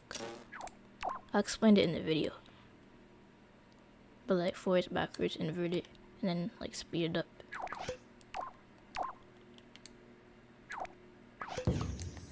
You have this animation, which set it positional. The tweaker set it positional. But how would you turn it off? Since you're already using that input for on and off, what you could do is you could use the bottom input for turning it on and off.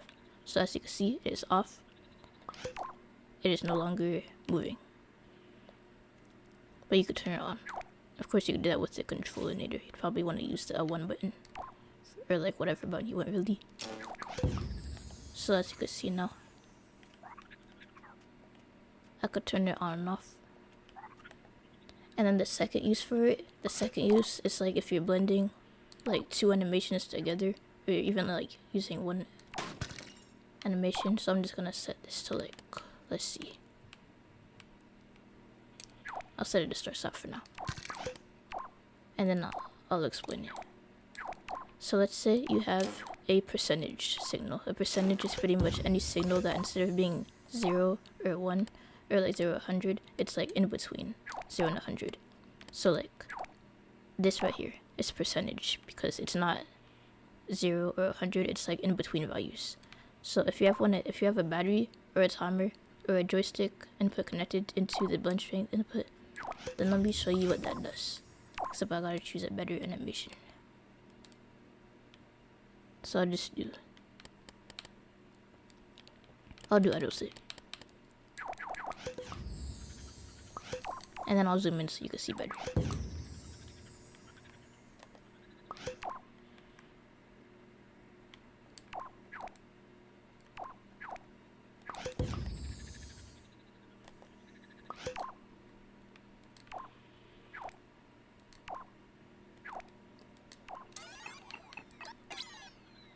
Okay, so it's connected to the blend strength input. Basically, it allows you to like sort of make custom animations by blending. It basically shows how visible an animation is. So like right here, no animation is blended. But right here, the animation is fully visible. You could do the same thing with batteries, by the way. So you can like sort of use it to like make custom animations. So if you want to blend two animations together, what you would do is place a NOT gate and then copy and paste the animation. I made a reclining chair animation using this method. So you will set it to on back.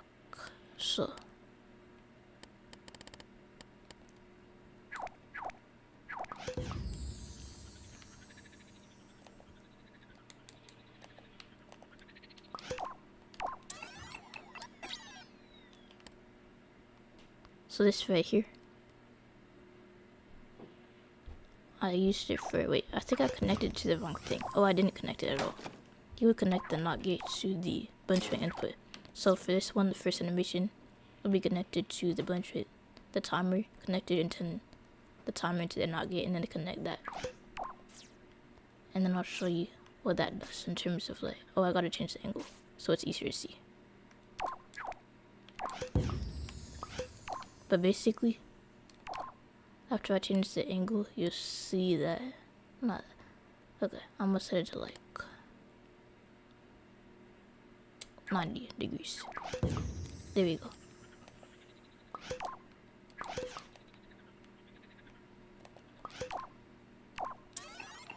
Alright, so I used this to, basically, I found out by doing this, you could blend two animations together to make a new animation. So in my reclining chair, I was adjusting the angle of his back. I also used this in my pool floaty. So in my pool floaty, having him straight on the ground like this didn't look right. So I just had him like his head was lifted up a little bit. And blending those two animations together, the lying on back and the idle sit animation, is how I did that. But yeah, when you're doing animation blending like that, you could use the toggle. You could just use the start stop input. So like if this is set at start stop, you could just use that to turn it on and off. You would just connect it to both of them.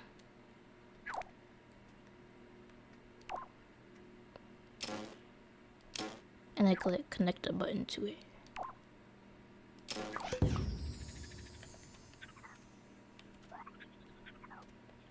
So we have like a custom animation where he's not like, his back isn't completely straight, but it's not like completely flat either. So it's like a more advanced way of making custom animations. Some people just place two animation tweakers on the board to blend it, but if you want to do it more precisely, then this is the way to do it, by using the blend straight input. But yeah, that's the two main uses for it. So blend two animations together, and to turn the animation off if you're already using an input action that isn't on and off. But yeah, I hope I answered your question. Anyway, back to the Dragon Ball Z thing. I was having the issue with the plasma, right?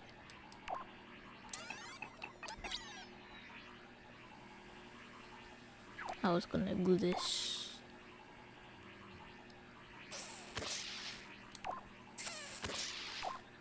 That's glued to the floor. I don't want that to be glued to the ground.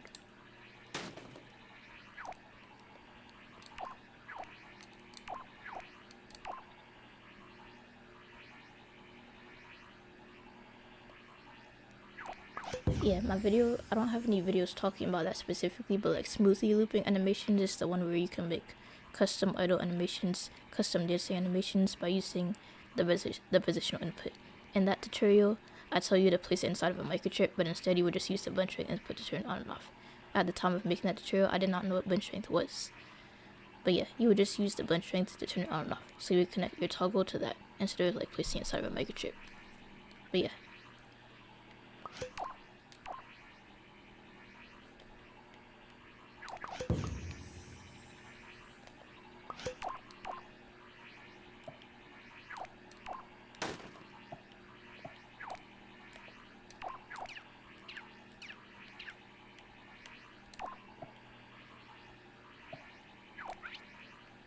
Where did I place the ring? I'm trying to see where I placed the ring, but I don't see it.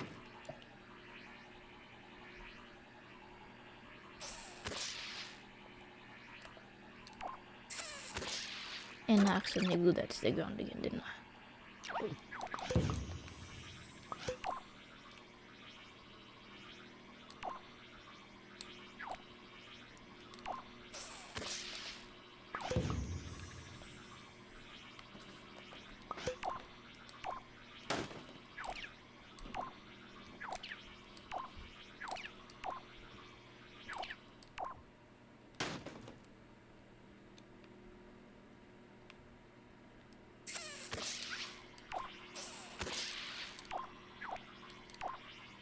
Okay, there we go. So I think we got the effects down. Or at least part of the effects. I'm gonna look at that video again. So like there's like a, I know there's like more plasma like around him.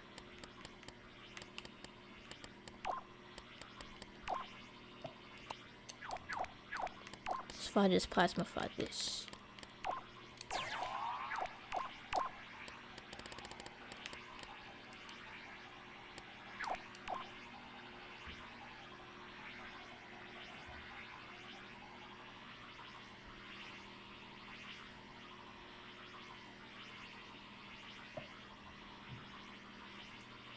It's like around his legs first, and then it like spreads to the rest of his body is what it looks like. Or like it spreads like around him.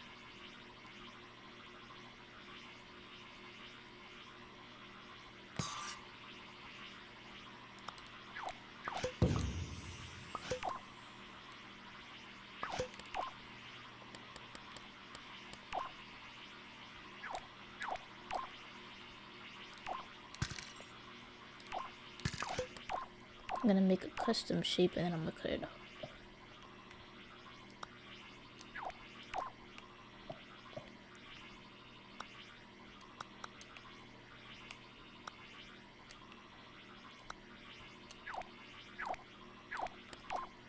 And I'm just gonna plasmify that.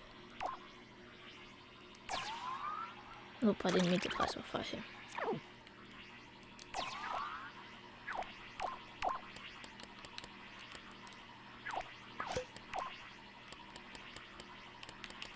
And then I just need to like cut it around it. So I don't want it to like be all of him. Okay, now I'm gonna look at the video again. Just so I have it for reference. Alright, so it was like 17 seconds, right?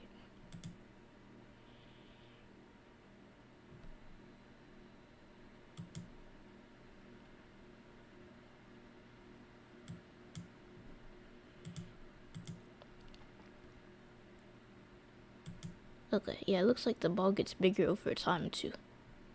So I should probably do that.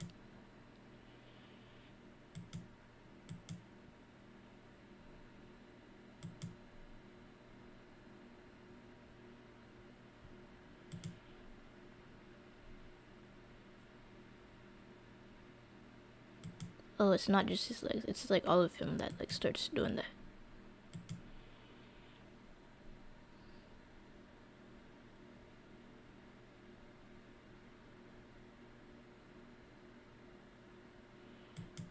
Okay, so now I'm gonna have to adjust it a little bit. But yeah, it's not just his legs, so I don't have to worry about that. When I first saw it, it looked like just his legs, but no, it's all of him. So now I'm just gonna plasmify him. I have to use a danger. I'm not using the danger tweaker, I'm using the danger tool since I'm turning it on and off. The danger tool is in the, what is it, the gameplay section. So the danger tool you could toggle on and off. So I'm just gonna set it to plasmify. And the way that you change the color of a sackbot, by the way, is by just going into the sackbot and it's like plasmified. There's actually a trick that, hold up. There's like a thing you could do, a cool thing you could do with that. So let's plasmify this dude right here. So let's say I had some color changeable decorations on him. It mostly applies to dangers, but like if you have a color changeable decoration on sackbots for like costume changing purposes, I'll show you what I mean. So I made like this thing. I used this tip. This is a tip I'm about to give you. So like I made this summer costume or whatever, and it had like a pool ring that was like a decoration, and I wanted to like change the color. As you could see, like, okay, so right now it's like it changes to my player color, but like let's say I want it to be like a specific color. In that case, what I would do, I would temporarily plasmify him. I don't have to set him to plasma forever, just long enough to change the color. And then you would change the color to whatever you want. If you set it to gas, it will actually give you more options for what's it called?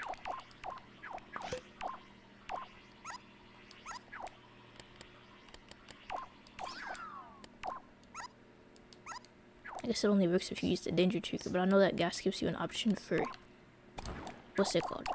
The brightness. Horrible gas gives you an option for color and brightness. So if you want like a very specific color for your decorations on your sackbot, you could do that. Most of the time 100% is fine. And then you could just delete it and it maintains the color. So now of course, you can see it's orange, but only when my player isn't in range, I guess. That's because I have the controlinator. If I delete the controlinator, it just stays that color forever. But yeah, that's how to make custom colors for your sackbots if you're trying to like have them like with decorations, posing for pictures, or like not just posing for pictures. I used it for pictures, but like in gameplay, if you want a sackbot with a specific color for its decoration. But anyway, back to this right here. This shouldn't happen until later in the animation, so like I'm probably gonna have to use either a bunch of timers or a sequencer. I prefer to use timers, so that's what I'm gonna do.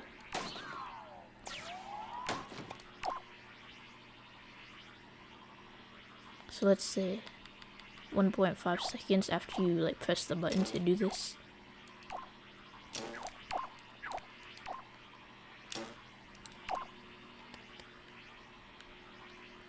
You would need a start count up. Start count up creates a delay, and I just had this so because I didn't know what I was going to connect this to, but I could delete this.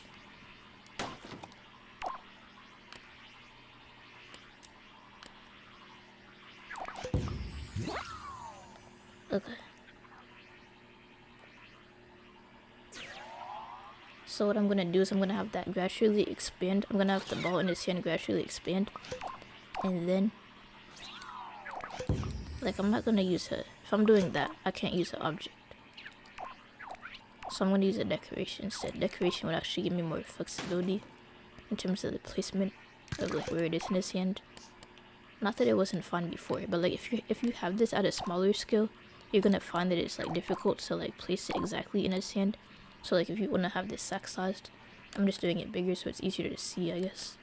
But like if you have like a normal sackbot that's like sackboy sized, then using a circle on a decoration mount would definitely be easier.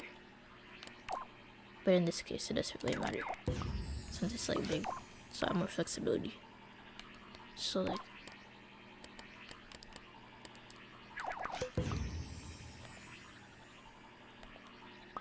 I'm not gonna place it on the front. I'm gonna place it on the top.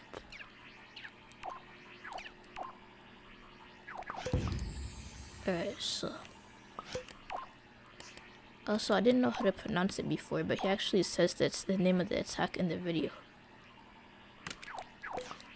The Kamakuna attack, I think is what he said.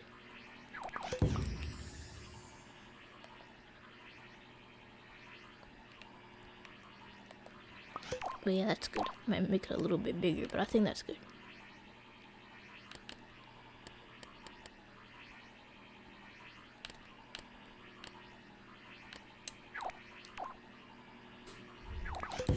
Okay, so that's gonna be its max size, but I want it to like get bigger over time. Also, I'm gonna take that hand object out of his hand.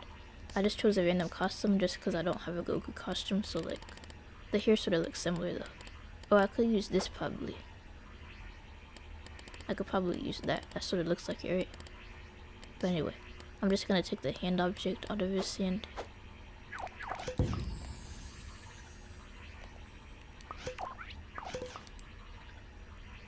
And I'm gonna make this gradually get bigger. So let's say, what's the smallest size that it should be? Probably like, let's see.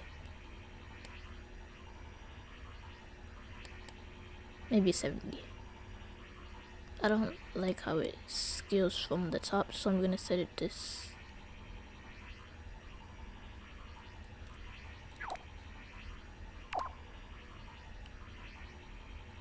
Okay, yeah, that's better.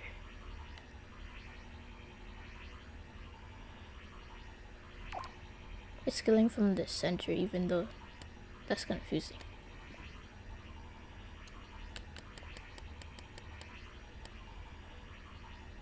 But let's say that it starts at like 60 and then it gradually gets bigger. Actually 65 would probably look best. So what I'm gonna do to do that is I'm gonna use a timer using a timer. I mean, technically, you could use the built-in forwards or backwards thing. I could probably use the same timer. I'll optimize my logic later. Wait, no. I could probably use the count up, right? Yeah, I'm gonna use the same timer, and then I'm gonna connect that. I'm gonna connect that to the decoration mode. So what am I doing? Left, right, up, down, and then I'm gonna just set it to positional. So that means that the position of the timer controls the position of this thing. So I'm gonna test it out real quick.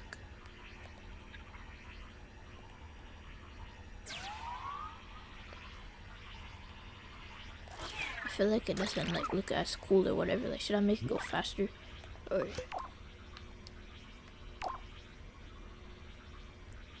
maybe 0.8? That way it goes faster.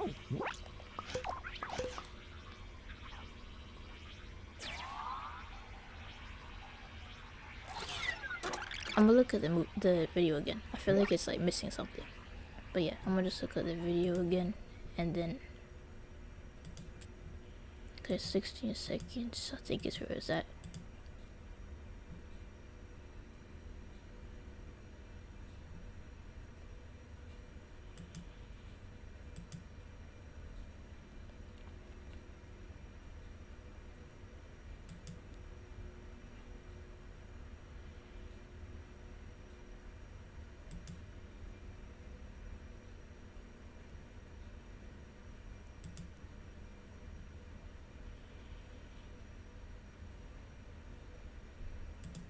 Okay, so I actually counted it out.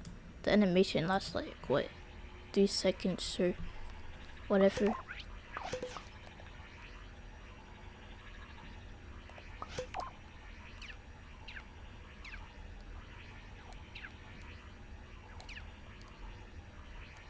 The whole plasma thing needs to be more visible.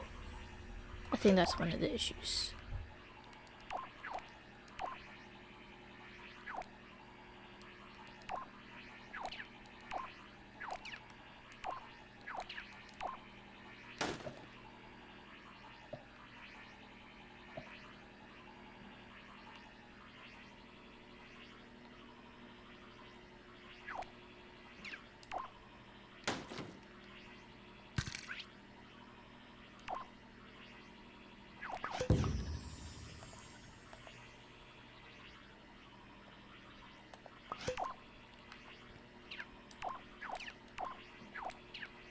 Okay, yeah, I think that's good.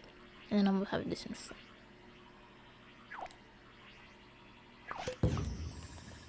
And then I'm gonna try it again.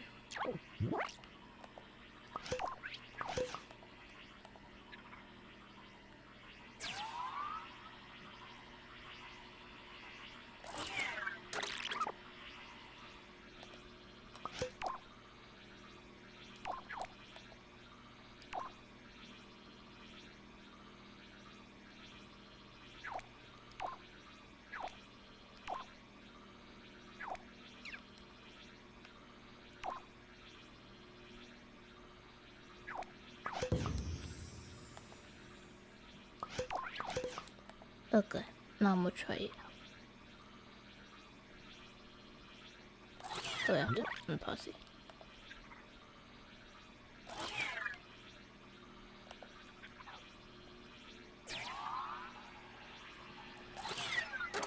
It looks alright. I just have to add the plasma around them, because there's like some plasma around them as well.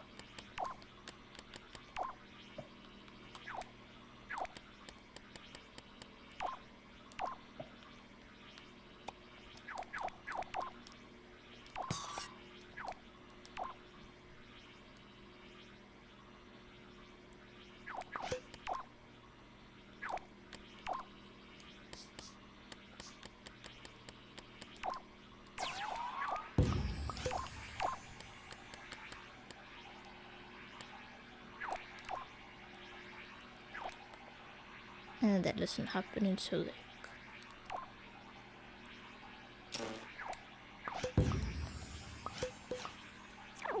okay, I'm gonna test it now. And I killed my character.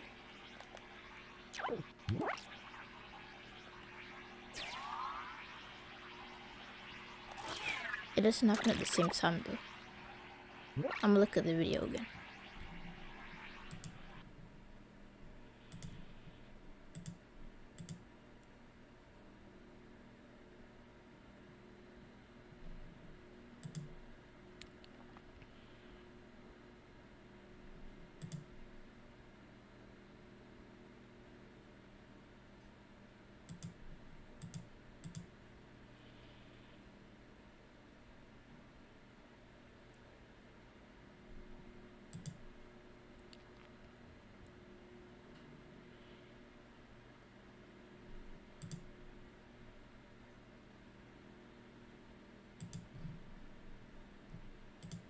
Okay, so I'm just gonna, let's see.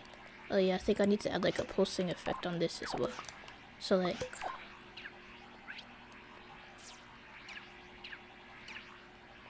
what's it called?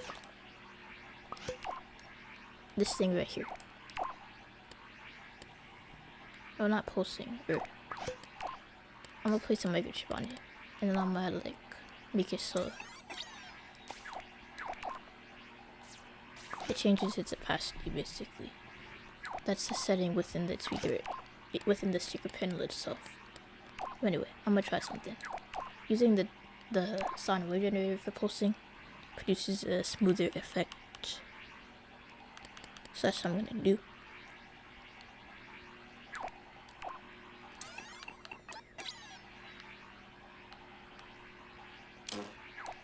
Nah, not that one.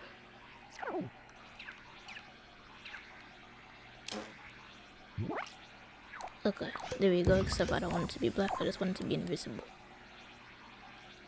And I want it to change in terms of dimmer. So, this right here should look okay, I guess. Except it should be like, maybe a bit slower.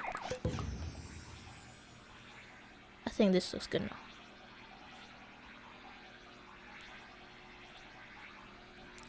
Okay, I'm gonna check the video again.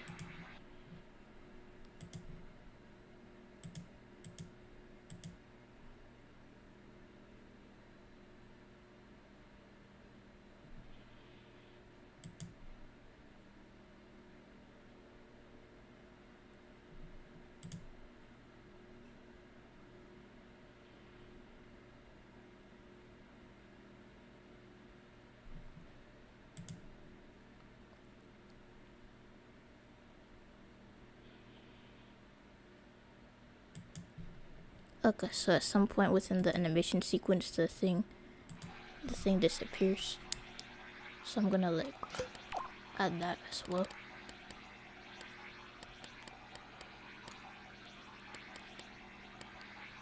Let's see, I could turn this on and off, I guess.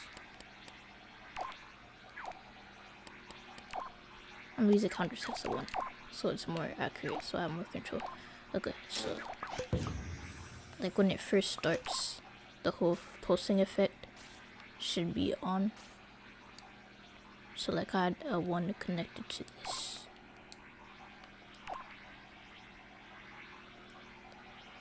But after like this amount of seconds, let's say, it turns off.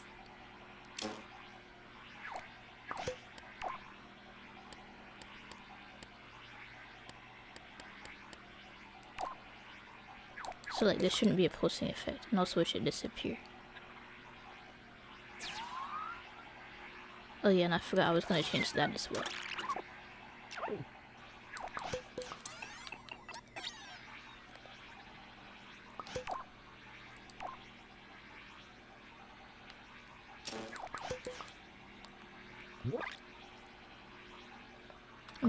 I'm gonna add another timer.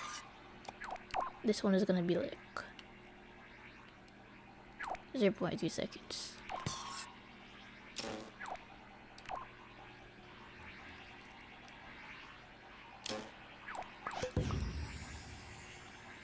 Oh yeah, I'm about to reset this.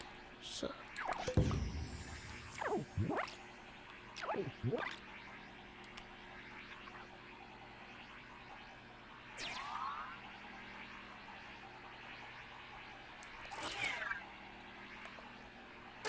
I wonder if there's like a way to make it so like the thing it's like gradually physical. Like, I wonder if the opacity tweaker works on hazards, is what I'm saying. It looks like it does.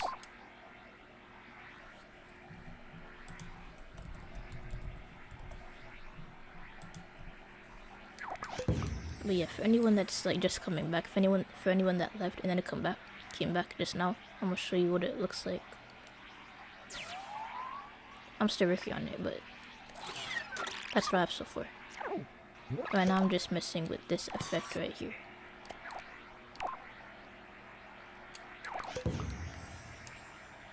Okay, so it looks like I could adjust the opacity of the effect itself, which is good because I wanted it to like fade in a bit instead of like being like at full power like this. This looks a bit better because I want it to like fade from like maybe 20 to 100 if that's possible. Which it probably is. I just have to remember how to do the logic for that. So I'm gonna practice on this piece right here, and then I'm just bring it over there, and I'm done. So if I have a timer, let's say I'm gonna just do a forwards backwards timer for now. A forwards backwards timer is pretty much the same thing as the sine wave generator. It's just like not as smooth. I'm just using this to test. So if I use if I connect this to the opacity tweaker,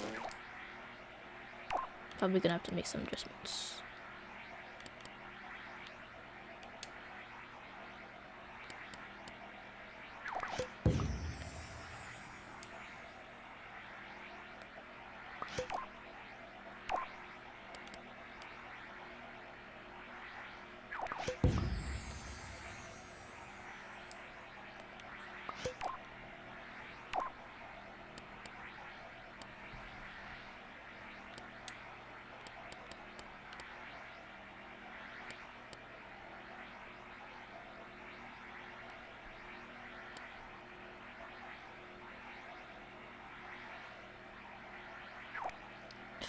I probably don't even need a timer. I could just like use the fade time setting on this. I'm gonna use a toggle to test.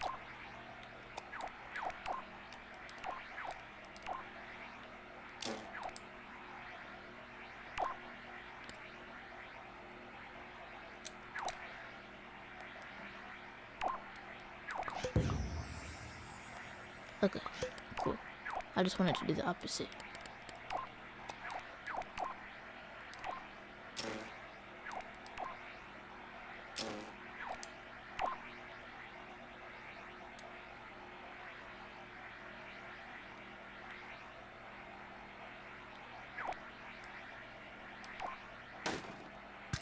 I'm probably gonna need 2 separate opacity tweakers for it to work properly. So I want it to gradually fade in, and by default, I want it to be at 0.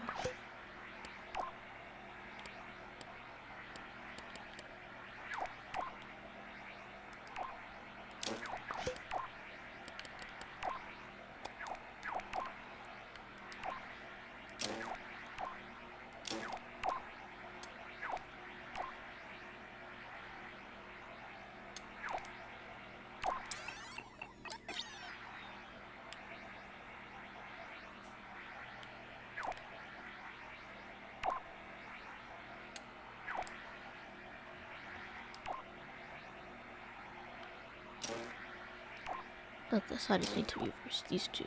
Okay, so by default it's invisible, and then I wanted to do it instantly though. I just wanted to fade it. And it's not doing that for some reason.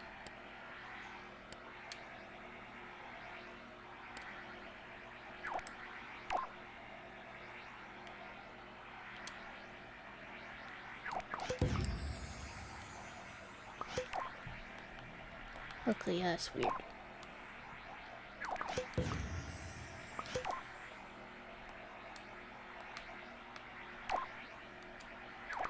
Another way I could do it is I could just have like multiple on a sequencer. That would just be a bit messy and unnecessary, but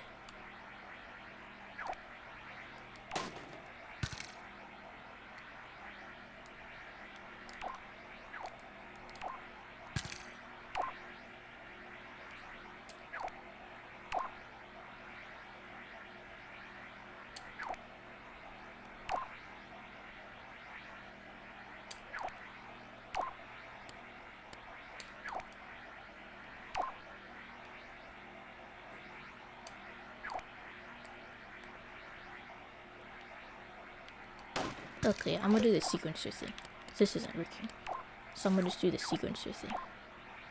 So I'm gonna just use these settings. The sequencer. Or this one is at like, let's say 10% or 20%. And the next one's at 50. And then 70. I think 100% is too bright.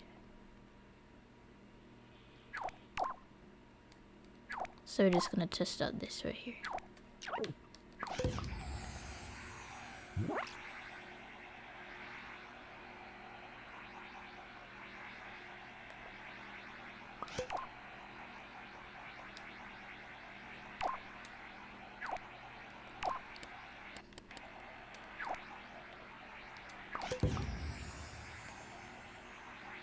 I don't know if that worked. Let me set it to something extreme like 0.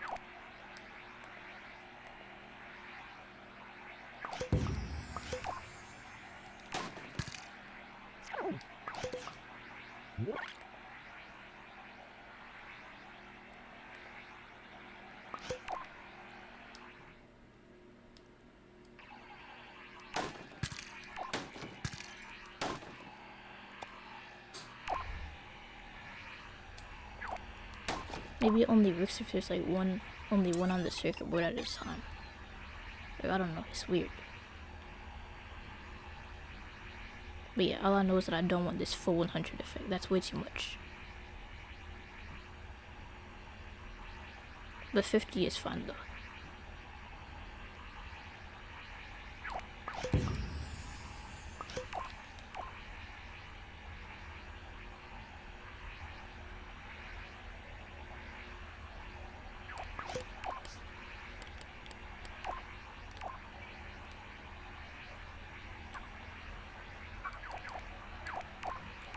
Yeah, like in the video, it looks to be like going all around here. I could also use emitters, I guess. Oh yeah, I could just emit 2 separate things. If for some reason this isn't working, like, I'm gonna try selectors. If not, I could just always emit it.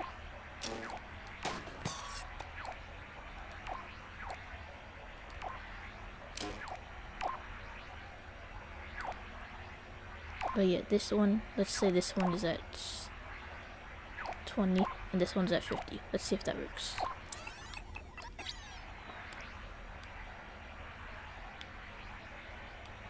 That looks to work. Let me set it at something extreme so I could tell the difference better.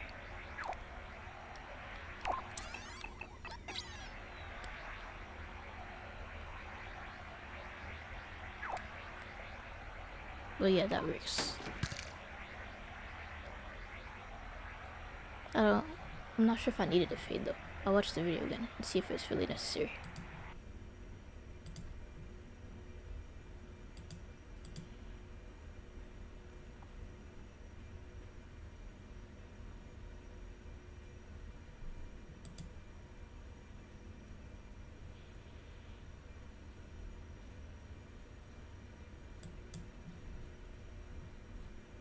Okay, so instead of the fading thing, I think what I'm gonna do is like maybe have this broken up into segments.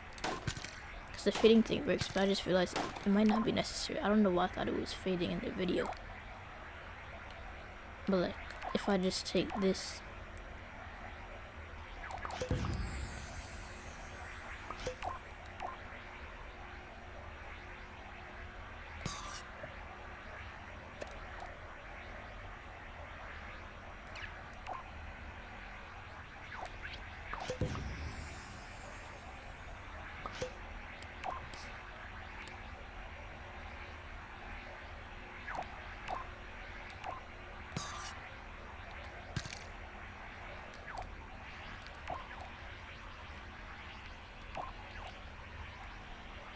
then I'm just gonna break it up into like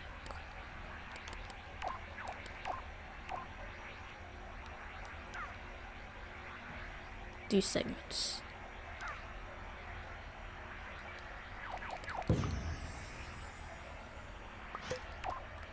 And like have these be turned on by like what's it called? A setting like on the sequencer. So if I have these like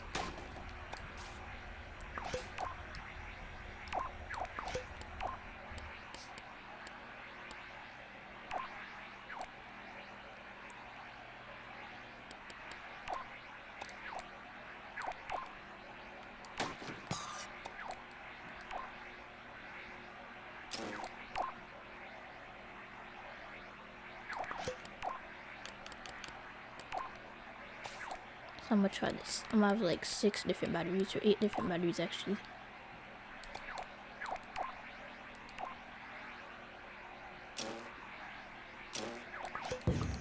Let's see if that will work.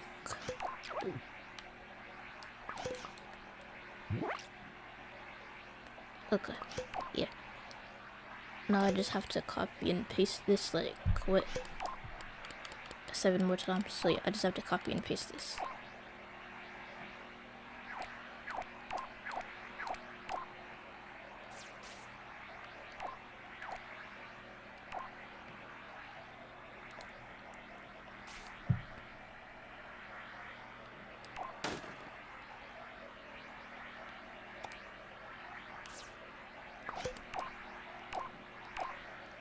Okay, so I'm gonna have like this effect be emitted.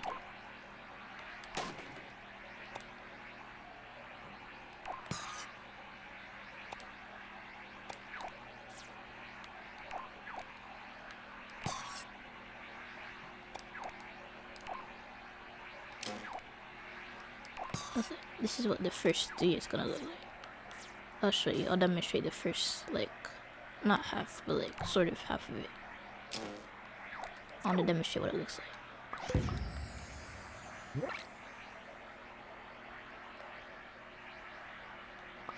Oh, I forgot to connect it.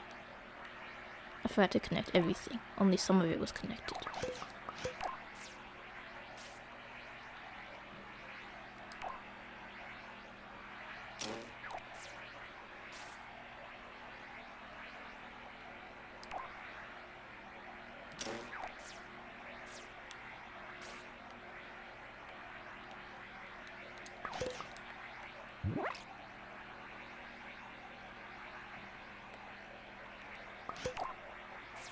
Shouldn't be turning on all at once like that.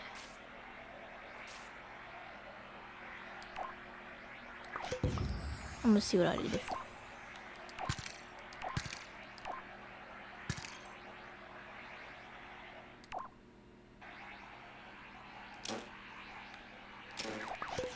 Like basically it should be like one after the other. So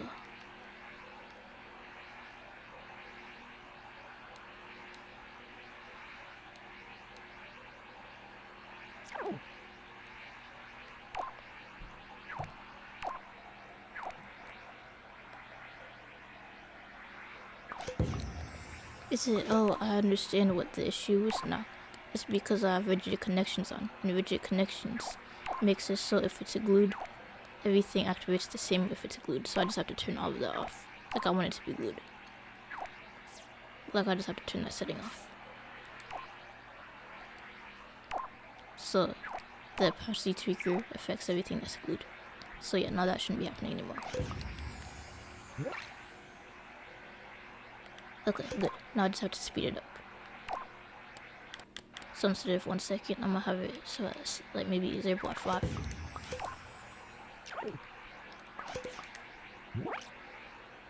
Faster. I need to make it faster. 0.3. I should probably just go crazy instead of 0.1, but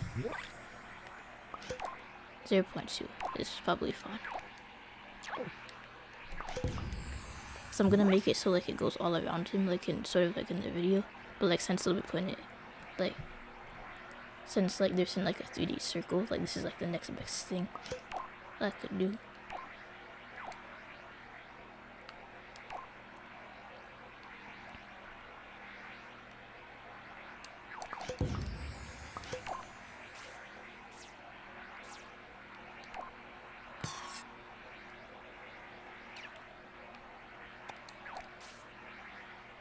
Okay, so now I just have to place this here.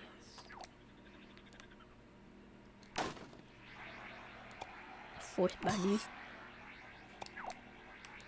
And make sure to connect it to everything this time.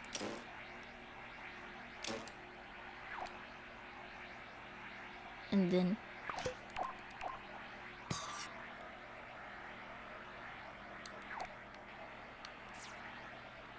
I'm just gonna copy and paste this, and then later I'm gonna place it behind.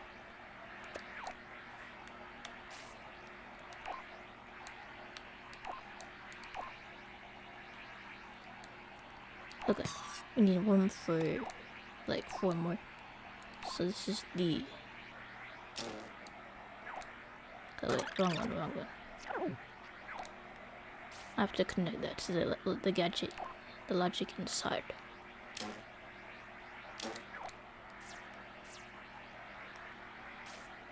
And then I'll do the same thing for this one. Copy and paste the battery.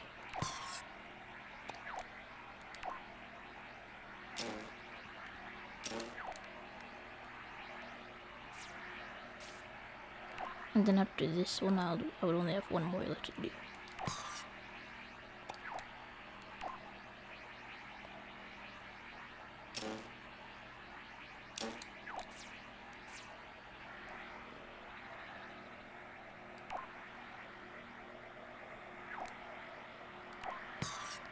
And then this is my last one, and then we could like test out to see how the final product looks. After I do this last one.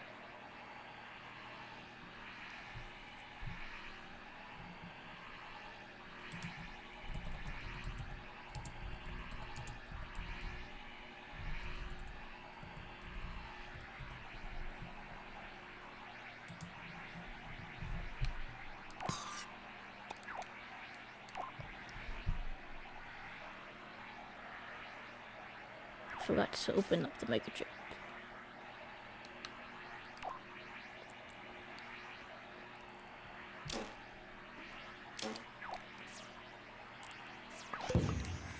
Okay, I'm gonna put it all together in a second. This isn't the final product. I'm just testing to make sure everything works fine. Okay, yeah, now I just have to put it all together.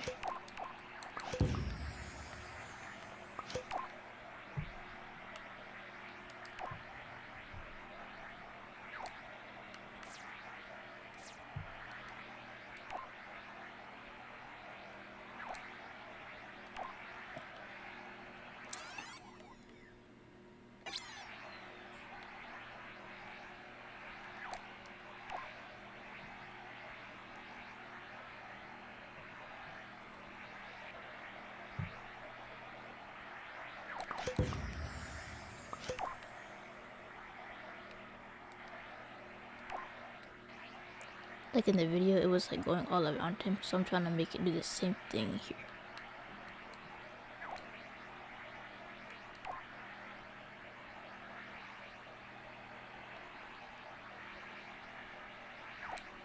Okay, before I glue it, I just want to see how it looks.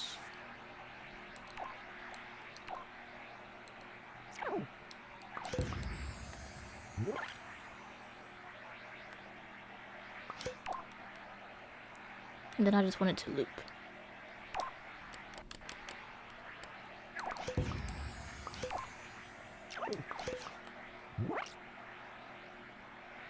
So it's gonna be like that. So now I just have to place it near the sackbot. Hopefully I don't accidentally kill the sackbot while I'm doing this. Like when you're doing this ability, you shouldn't be able to move. So like that way you don't accidentally kill the sackbot if you try to move.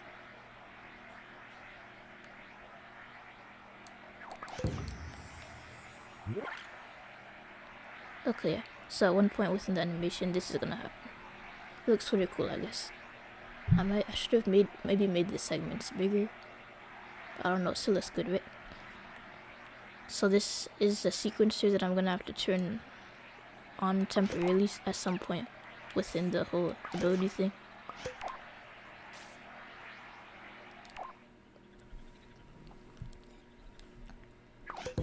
Okay, so I'm gonna watch the video again so I know when to turn it on.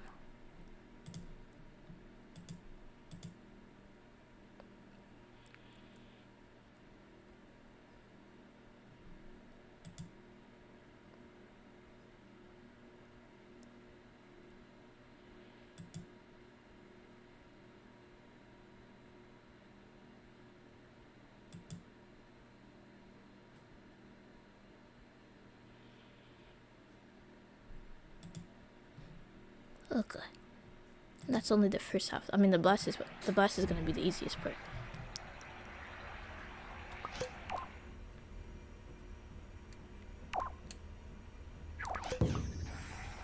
I'm gonna connect it, but I just want to see what I have so far.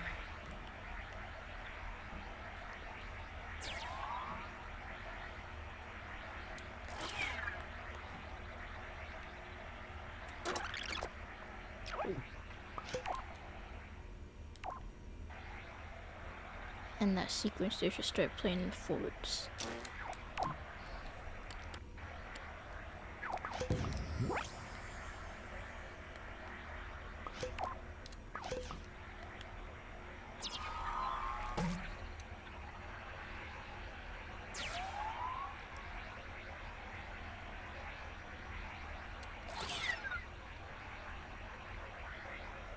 But yeah, it looks pretty good, I guess. So now we just have to actually make the blast, and then I have to emit the entire thing. Like, emit the effects. And I feel like I should have like some pulsing effect on, like the pulsing I did with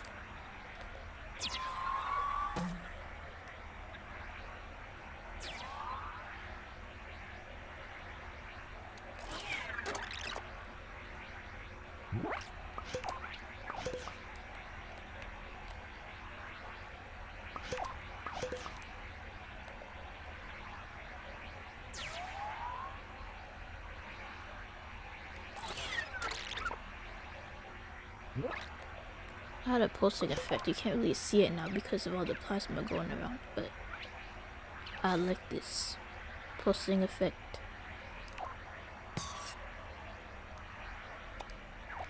And I want to do the same thing here.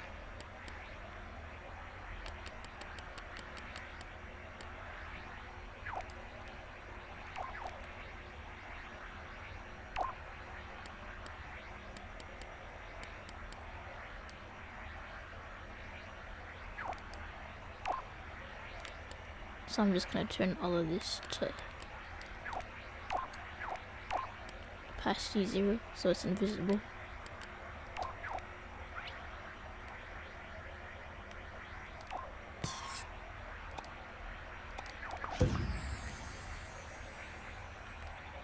Oh, you have to connect it.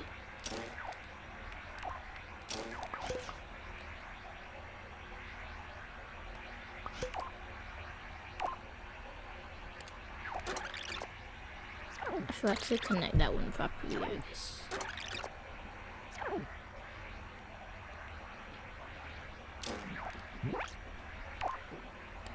Or like I did it like, instead of dimmer, I did that. Okay, yeah, it's cool.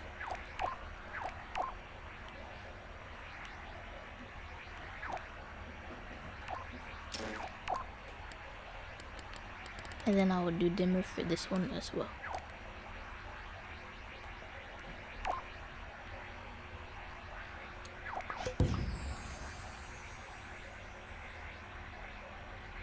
Alright, yeah, I think that looks pretty good. I'm gonna test it out. I need a start stop input for all of this. So I'm just gonna use a counter set to 1.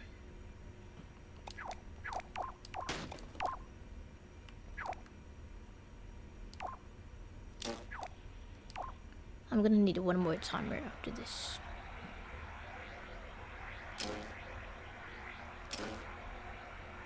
Well, not one more, but I'm gonna, after this ability's over, I guess. Why is that one still visible? Oh, so what do I still have it on?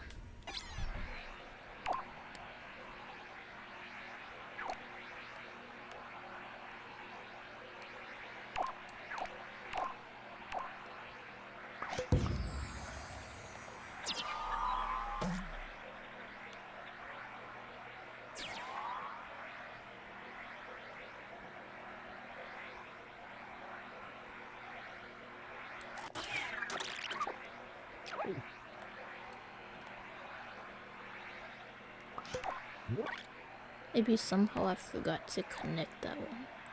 I'm pretty sure I connected it though.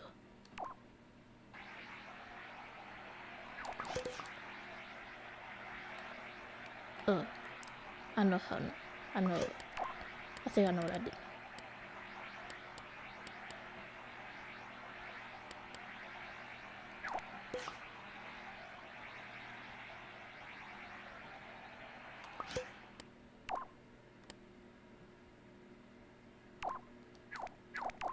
I'm gonna make this bigger so I can see. Space everything out.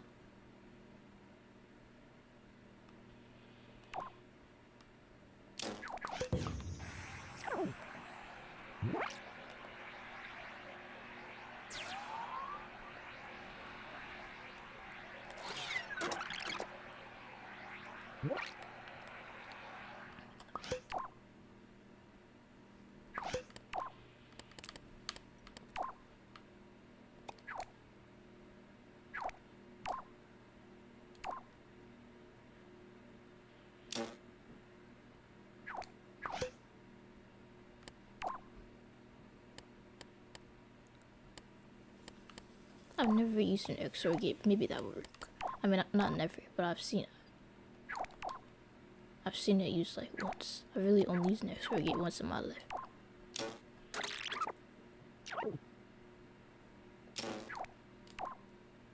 So like, it pretty much is used for setting the default action, I think.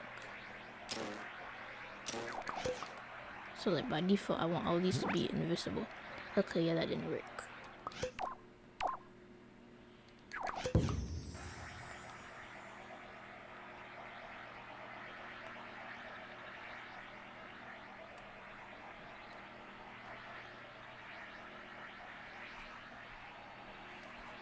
Oh, I know what I need to do now. I know what I need to say. Okay. Alright, the OR gate connected to the wrong thing. So I need to connect the what's it called, to the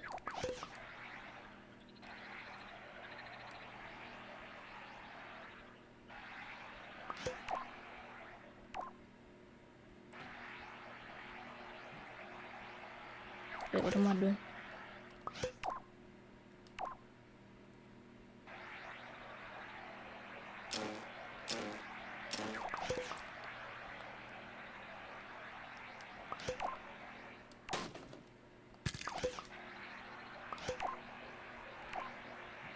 Probably need a separate XOR gate for each. So I'm gonna see how it goes.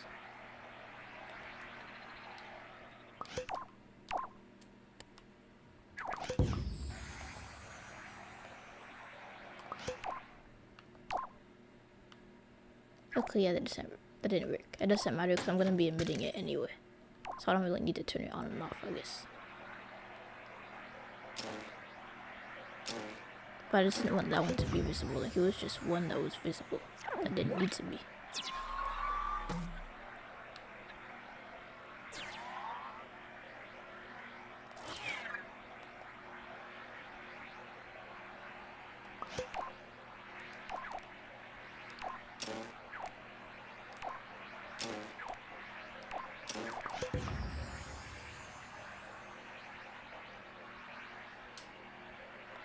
But yeah, like I said, it doesn't matter because I'm going to be emitting the effects anyway.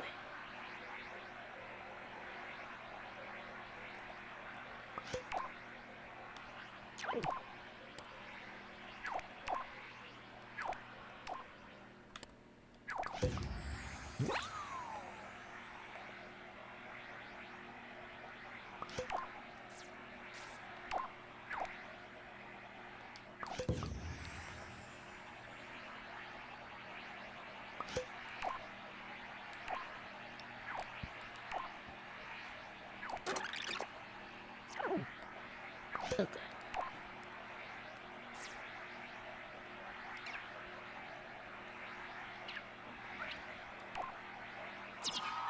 Just gonna move this out of the way.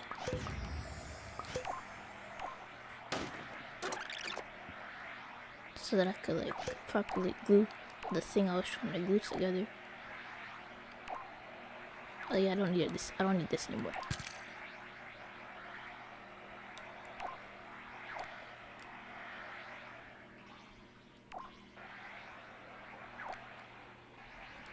I just need to glue all of this together.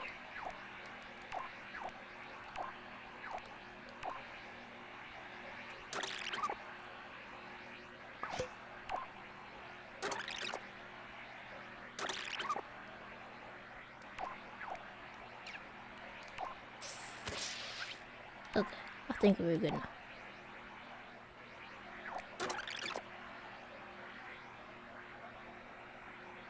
I don't know why I had this here. Oh yeah, when I was making like the legs or whatever, right?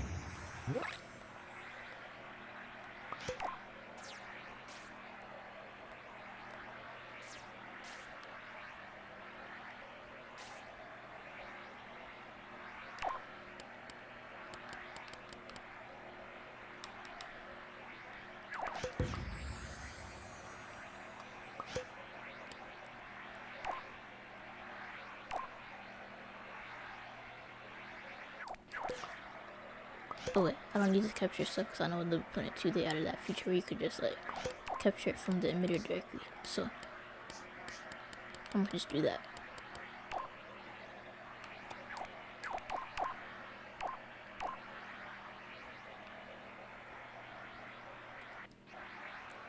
Oh wait, I need to choose.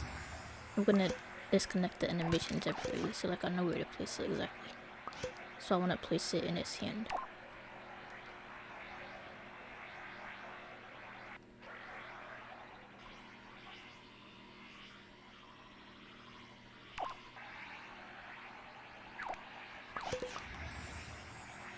Okay, I need to connect the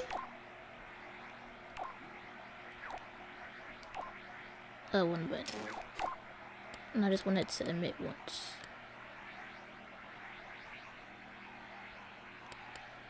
And last like 3 seconds.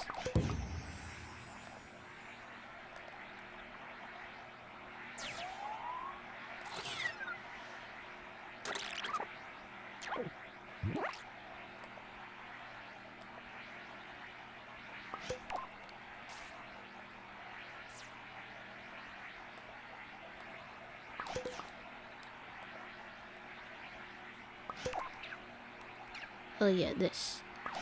I have to, I guess, place the timer on that. So it's gonna need its own separate timer. So 0.8 seems fine, I guess.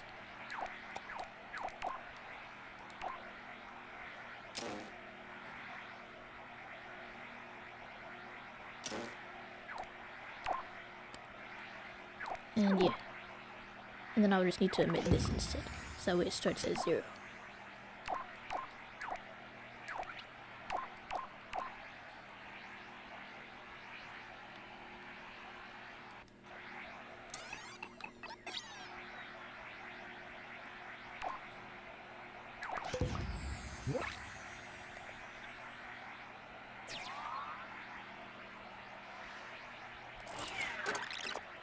Oh yeah, now I need to change the destroy effect to disappear.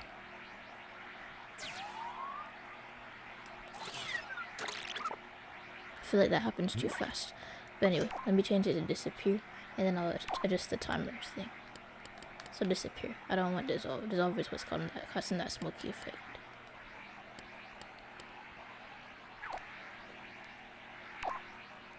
And then I'm just gonna set this to like 2 seconds.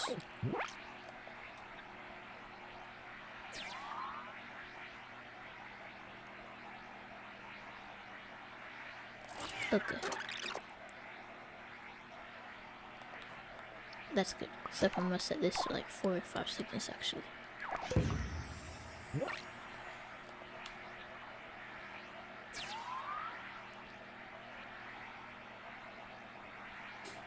And then I need to make the part where it actually throws it.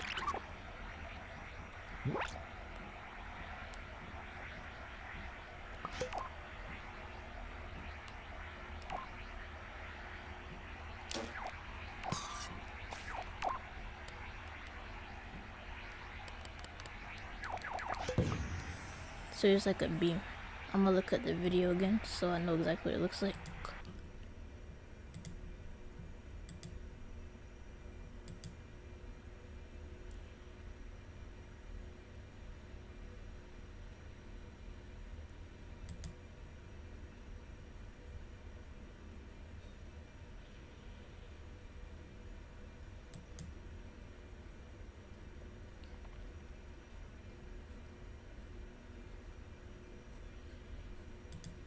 Okay, yeah. I got it now. I think. Wait, I'm gonna watch it one more time. It's just like a blast, right? So.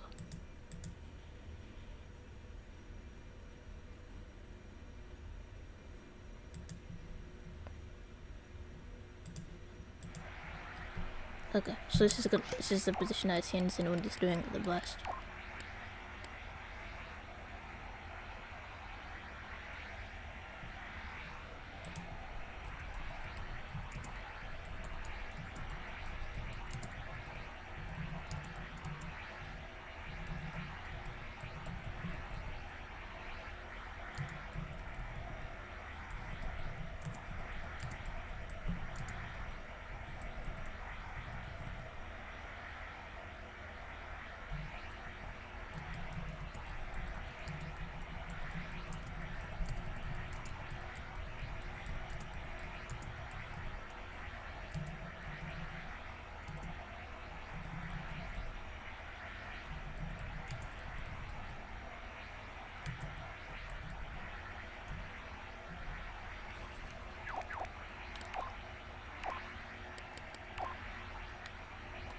Alright, so that whole blast thing.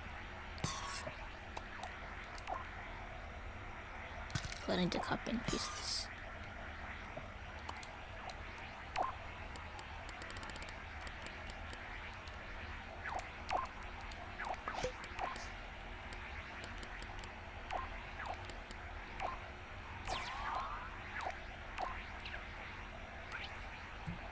Need to look at that video again. I'm trying to do like the ball part first, so like that ball of energy in his hand. Okay, yeah, so it's like mostly white. It's like white and blue.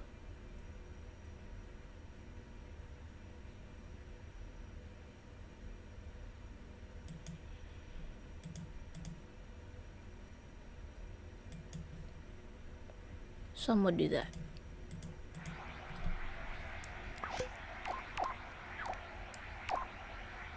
I'm gonna have to set one of these to white. I'm gonna do the plasma part as white.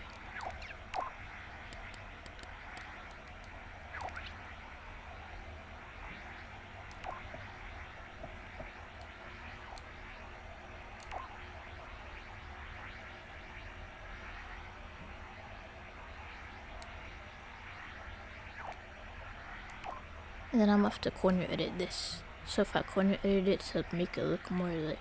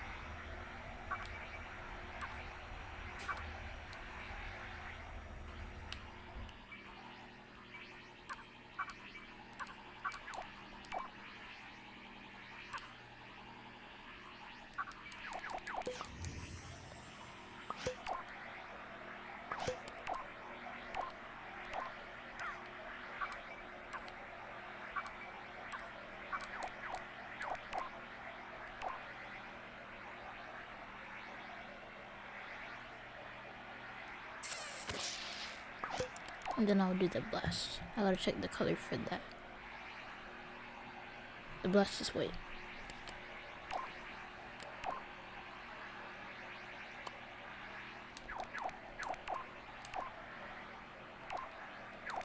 Then I'll just plasmify that.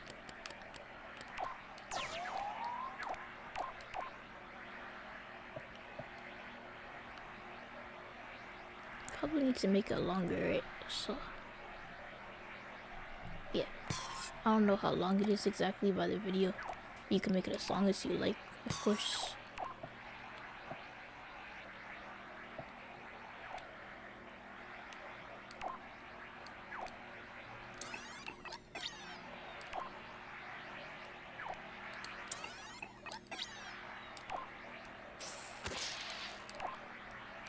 Oh yeah, like I mentioned in one of my quick tip videos, if you want to glue like a thick layer to a thin layer and don't feel like selecting the thin layer and connecting it that way, you could just hold L1 and X. Cause like normally that wouldn't work if you just held X, and you have to connect the thin layer instead. But like if you're too lazy to go all the way over there, you could just use L1 and X to glue it. Cause this is thin and this is thick.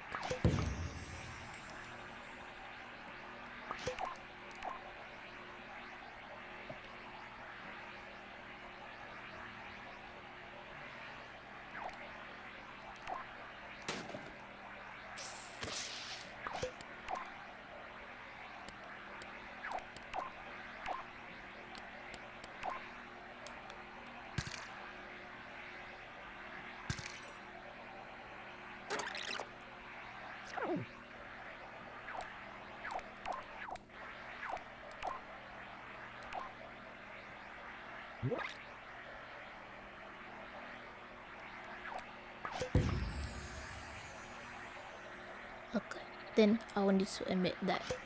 So like,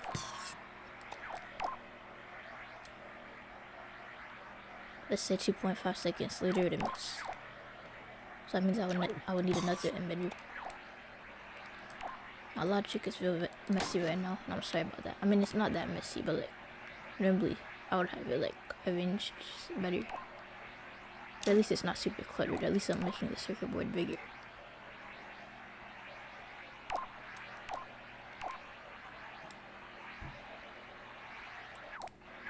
I'll move this over better so I can see.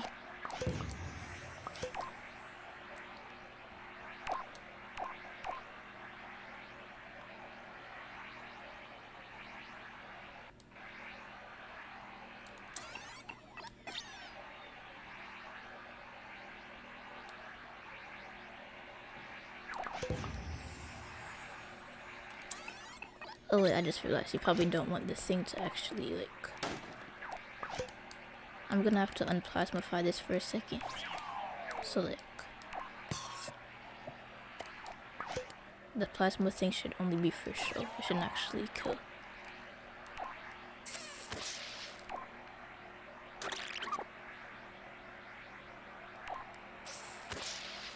Okay, there. Wait, no, it's still not good. I think everything is good now. But as you can see now, the plasma doesn't kill me. Then you could like do whatever kill or death animations you want, instead of the plasma overriding it. Alright, so now I just gotta admit that.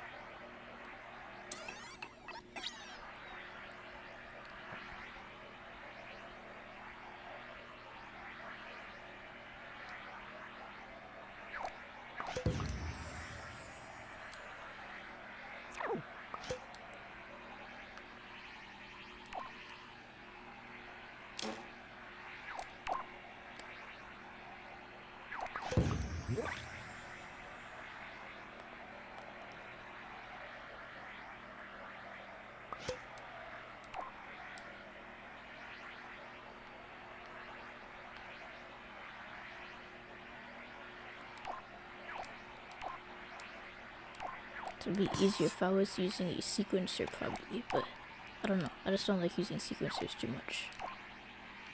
But it would probably make more sense if I was, right?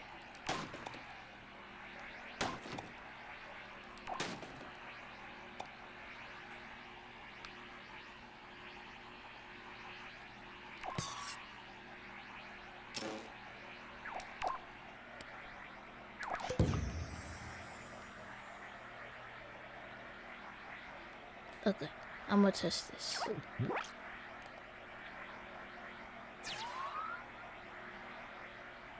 Oh, I forgot to add a... what's it called? I forgot to connect the thing to the animation properly.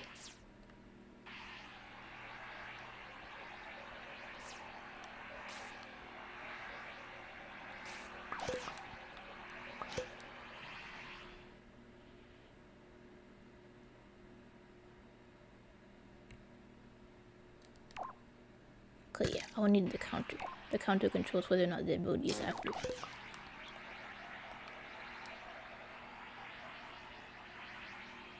What is the counter even connected to?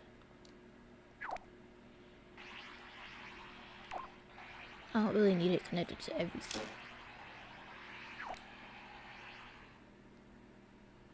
So I'm just gonna use it to control this animation right here, I guess.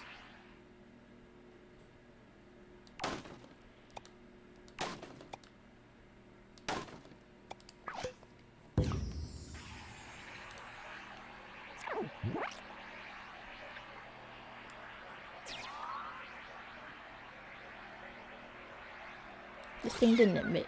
I wonder why.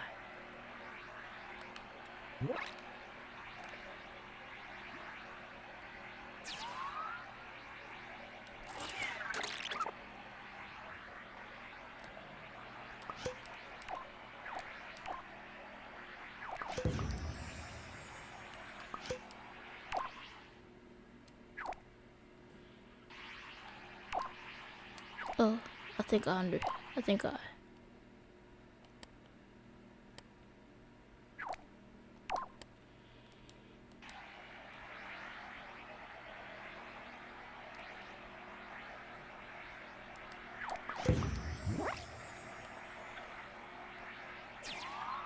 You have to make that higher. But yeah, pretty much works. I just have to raise that higher. So I have to temporarily disconnect this so I can actually see what I'm doing. And then I'm gonna place that over there.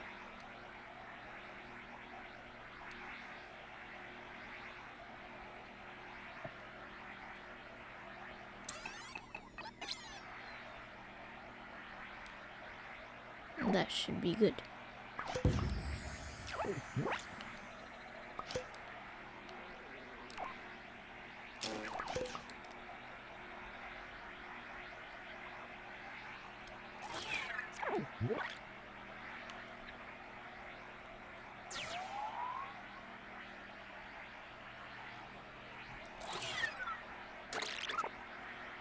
Okay, cool. Now I just have to emit this. I forgot to emit this. Like it's going, but like I should emit it.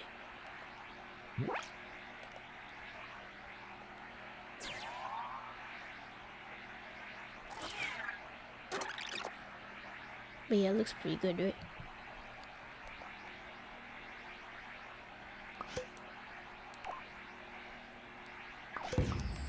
What activates the sequencer? That's what I need to know. Okay, yeah, that doesn't answer my question. That's a lot of wires. Is it this right here? Okay, so this timer should activate an emitter that emits that. Because this whole thing has to be emitted. It's not gonna like be in the level by default.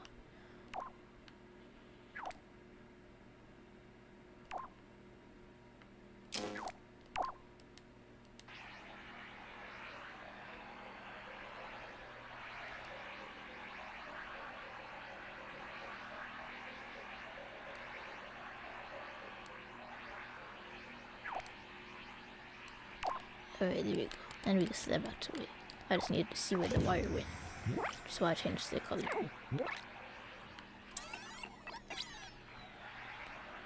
Okay, now we can test it. I'm gonna move this out of the way.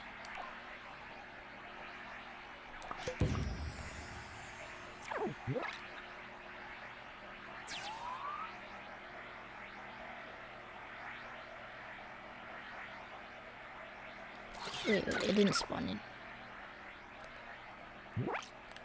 The one over there is still activating, but like the one...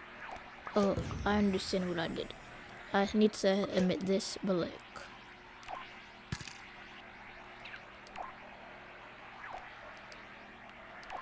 Yeah, I need to emit this and this together.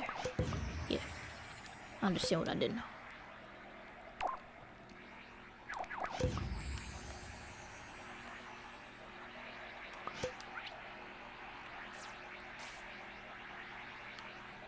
So I need to emit this when the sequencer is like already playing. Like this. That should work.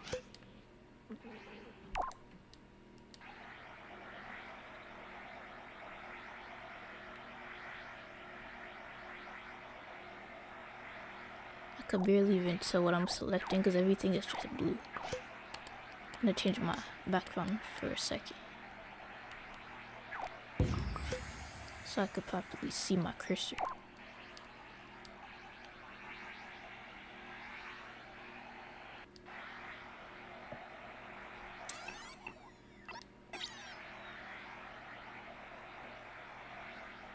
Oh yeah, I forgot to make this invisible. So you probably wouldn't want that sticker pin visible, right? So now I just have to recapture that and then emit it, and then we should be done.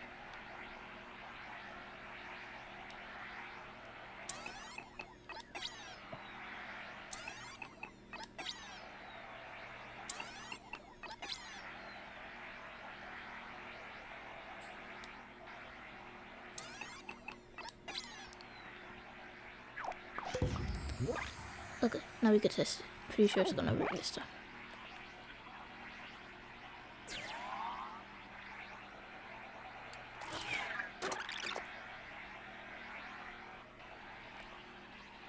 I need to add more of a delay, or like less of a delay. Yeah, I need to decrease that. 0.2 should be good. If not, then maybe 0.7 or something.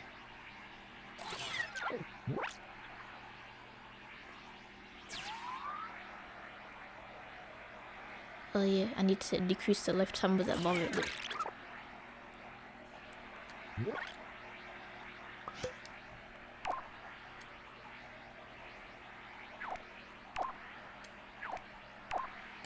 So I said 5 seconds, let's try 4.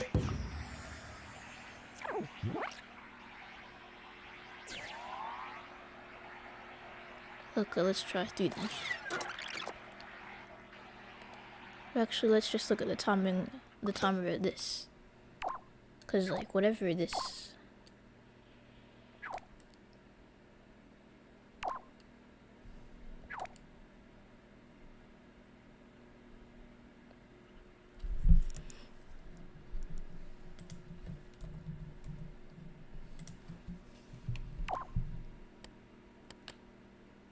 2.5 should be good, I think.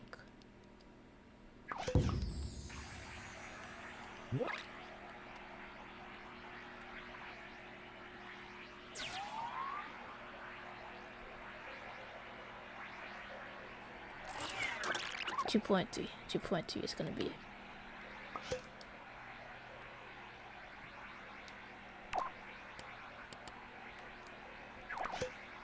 If not, then 2.1.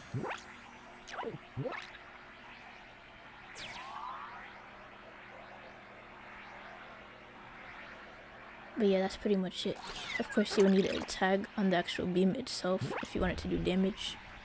So like, you would just place a tag on here and then just emit it. A tag called like damage. Or like, you can emit the specific attack if you wanted to like...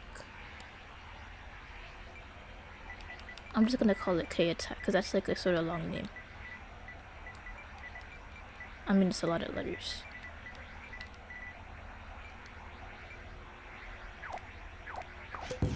And then you would just emit that.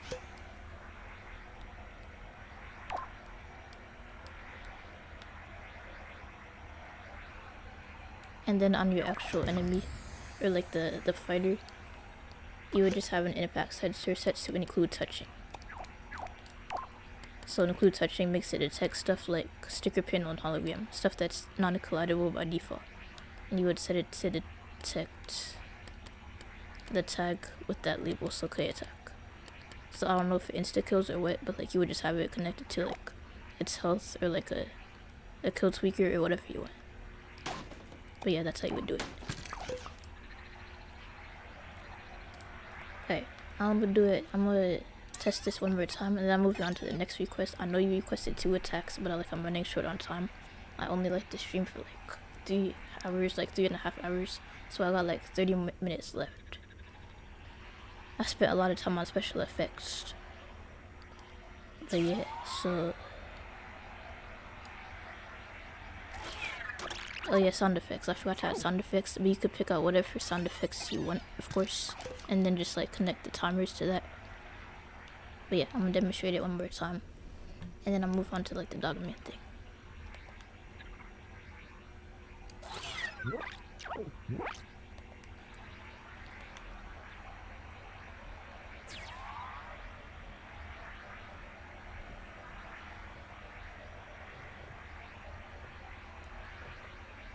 Oh yeah, and to turn off the ability, like to turn off the animation, you would just reset the timer.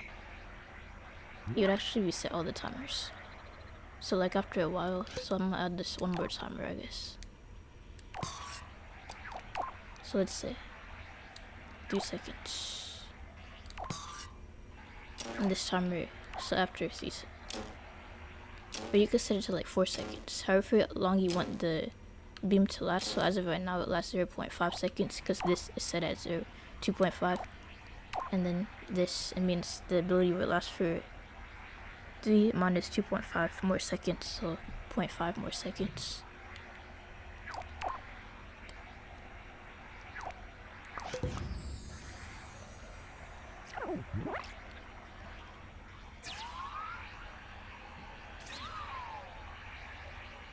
Yeah, it's too short.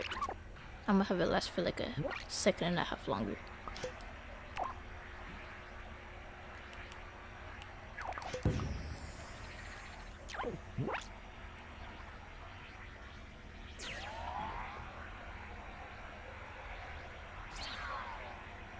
And then you would want to adjust the lifetime on that, of course.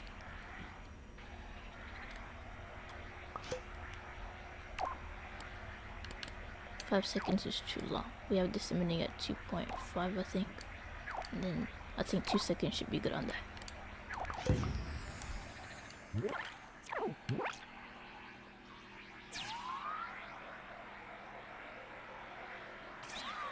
Okay, yeah, 2 seconds was good. And then on the other thing, we need to adjust the time for the other thing as well. I mean, it's not too bad, but still.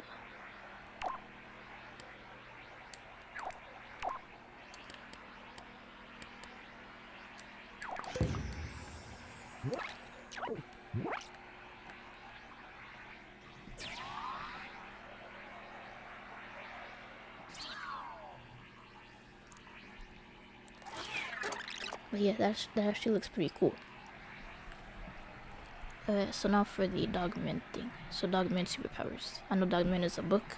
My mother is a 2nd grade teacher, and that book is really popular among her students. Like she can't even put it on the bookshelf. She has like a rule where like only like the students are only allowed to have like one Dogman book at a time, because like the books are that popular. So like I've seen them, I just haven't read them. I used to read Captain Underpants when I was younger though, which is written by the same author. But yeah, I'm gonna look up what her superpowers are. I know it's not, I'm assuming it's not a video game, but like, I'm gonna just look up his powers. So Dogman powers. Like, they might have made it super Dogman. Maybe that will work. It thinks I'm talking about crypto. I'm not talking about crypto. Dogman book.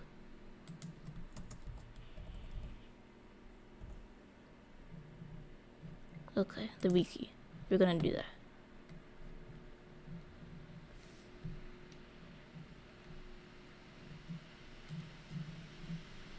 See if he enlisted his powers though. I don't see it in the table of contents or whatever.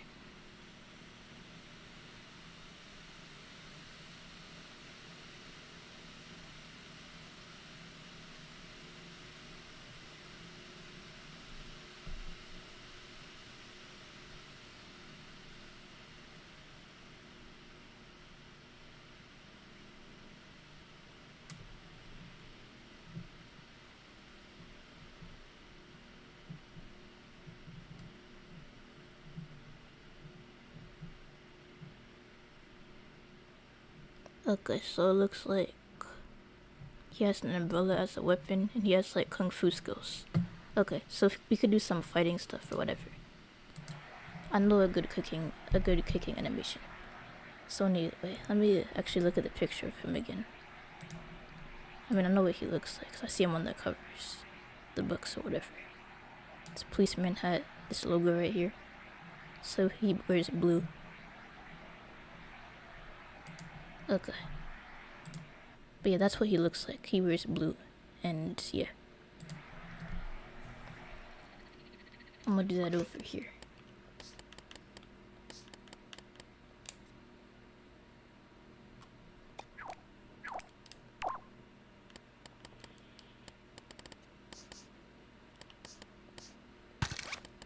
I'm not gonna focus on like accuracy too much on the costume. I just wanted to sort of look like him, like not perfectly. I have like the dog's pack or whatever. So if I used like the Dalmatian ears and then just sticker it around or whatever, that should be good.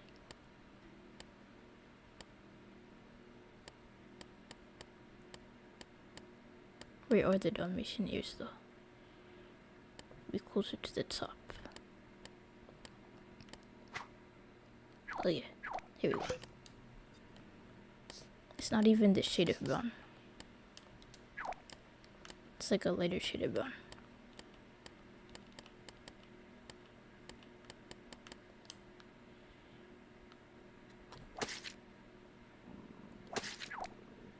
Okay, there you go. Technically it doesn't matter if it's perfect, but okay. And then I'll just do the hat.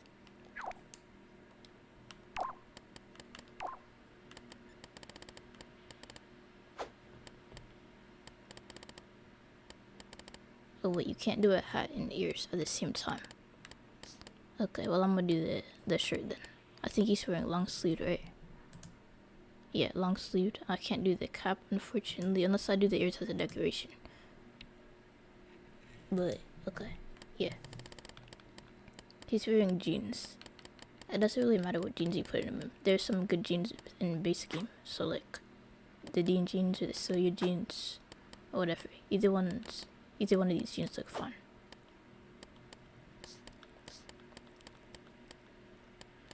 I don't have any good long sleeve shirts other than the one that comes in Little Planet 1, unfortunately.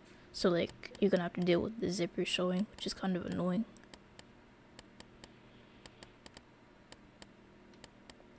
The Incredibles pack, like the costume pack, probably came with like a long sleeve shirt that didn't have a zipper, but unfortunately I never bought that pack.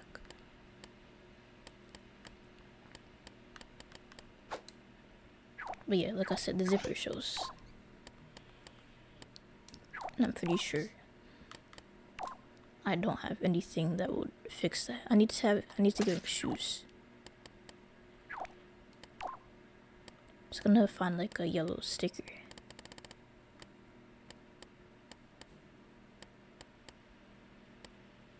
I know it's like more of a crown or whatever, like on his shirt.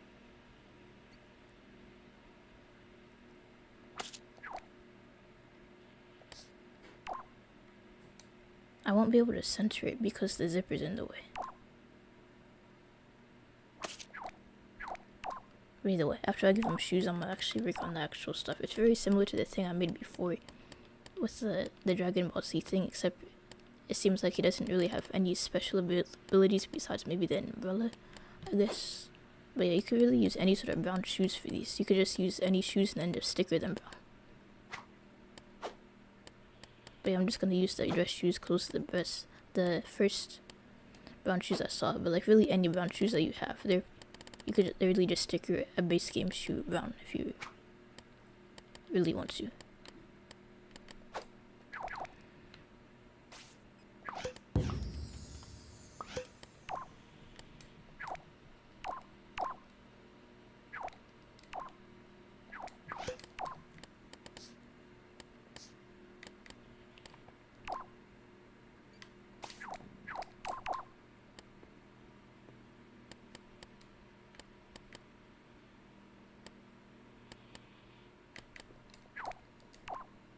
Okay, so you could put this on a broadcast strip or a controllable sackbot. I'm just gonna do it like this. Okay, hold up. I'm gonna take a 1-minute break. I need to take another stretch break, but I'll be back in 1 minute.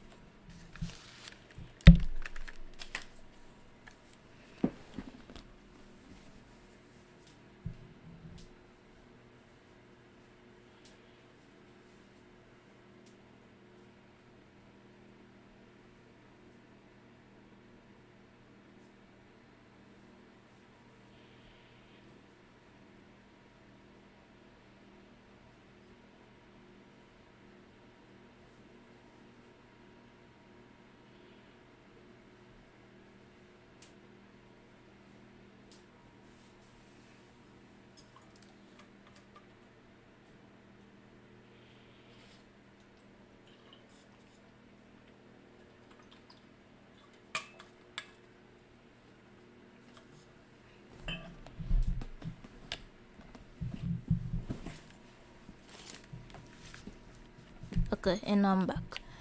Alright, so what was I doing the Dogman thing? So we were doing like punches and kicks or whatever, and then the umbrella thing. I don't know what the umbrella attack is exactly. Like I said, I never read the books, but my mother's students have.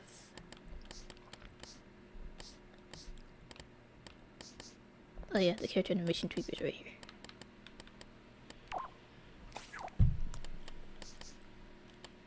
So if we use a control needle, if we just use the throwing animation is from before, you could do that. So there's the throw right, then this is throw left. If you don't like either of these animations, there's another throwing animation that you could use. That's like near the bottom. It's like, there's another one. The throw right one doesn't look very good, so you're better off just like using throw left if you like that sound though. Okay, there we go. So yeah, this one, you could use this one, and then if you want to do the other direction, you could just rotate it to, wait, what is it?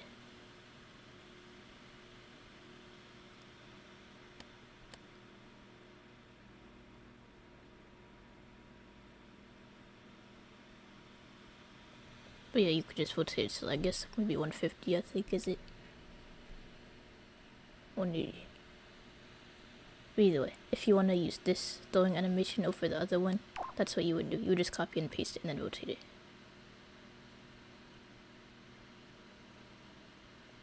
But anyway, I'm just gonna use this one, but you can use whichever one you want.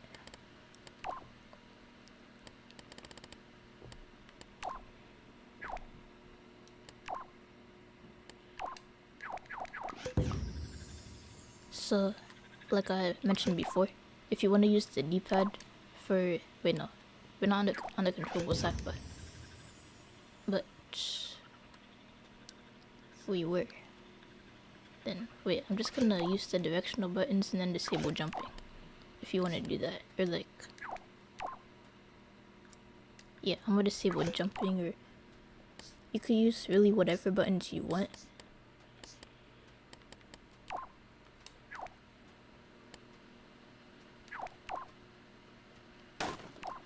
But yeah, this is the, oh yeah, something, a bug that happens sometimes with the character animation tweaker.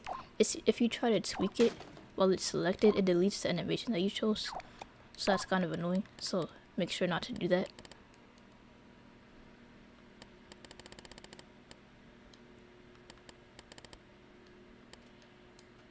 Luckily it wasn't like too far from like the top or whatever, but it would have been annoying if it was like a animation all the way at the bottom. So to the right, and then to the right, to the left, so to the left and right.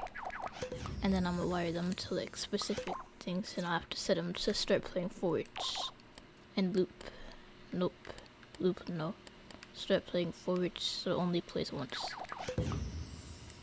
And then I would connect like whatever button. You would just connect whatever button you want to it. So let's say the circle button and the triangle if you want to do that.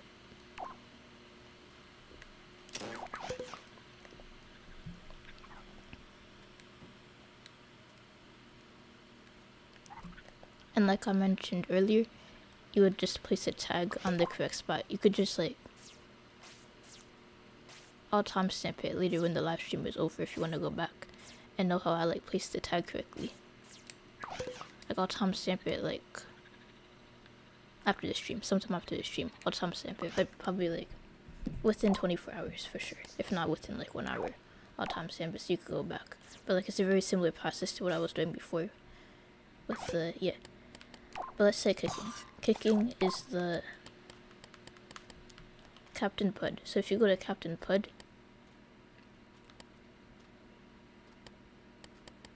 then Pud, oh yeah, it's idle. His idle shift feet animation has some kicking.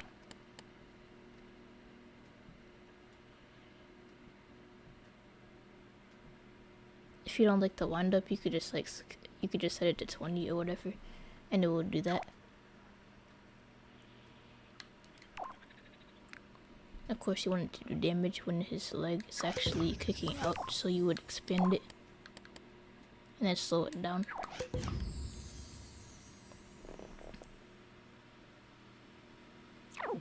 Okay, so he should start doing damage at that point. So you would just have a tag and call it like attack or damage or whatever. And then he should stop doing damage. And let's say right here.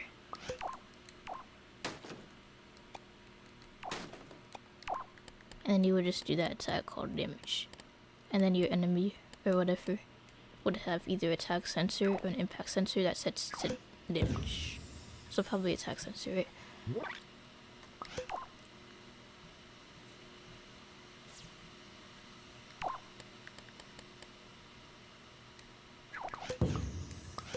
And then you would just wire whatever you want to that, really.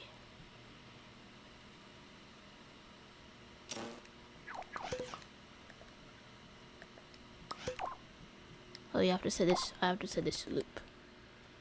Loop, no. So I have to turn off loop. Oh, and for attacks, you want to make sure they're set at a very low blend strength. I mean, a low blend time, like something like 10 or like even 0. Because that pretty much the blend time is how long it takes for the animation to like be fully visible.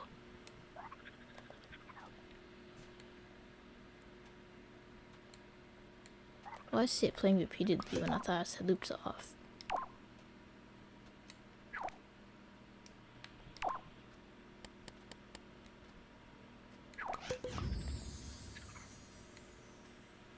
Okay, it doesn't matter too much, I guess.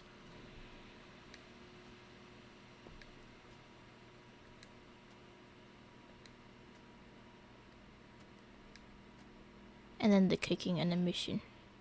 You could have one for like kicking facing one direction versus the other by just rotating it. And then you would copy and paste it.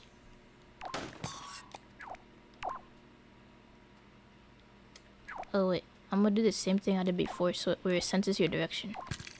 I don't know why I didn't do that before. I wasn't really thinking, I guess. But like, right here is the kicking. Okay, so here's the kicking. And then here's the punching. So let's say one is, okay, so let's say kicking is circle.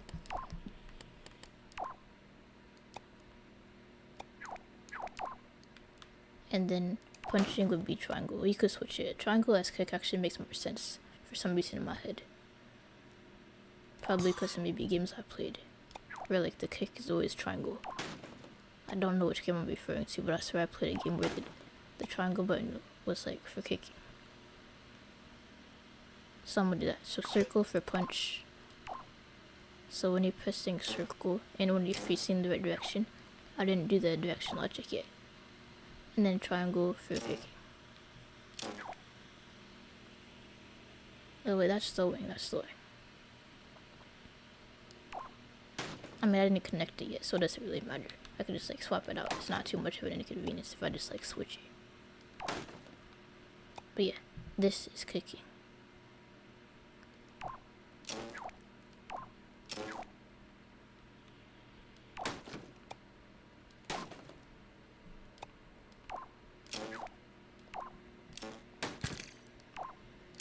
And then I would use a direction splitter and the selector. So the selector remembers which direction you were last moving in. So positive would be right, negative would be left. And you would just connect your L to, or like your left right input. I'm gonna say left to output, so yeah.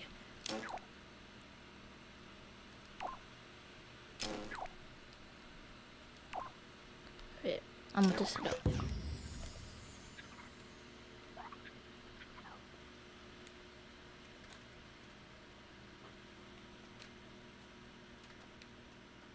Oh, I forgot to rotate the other one.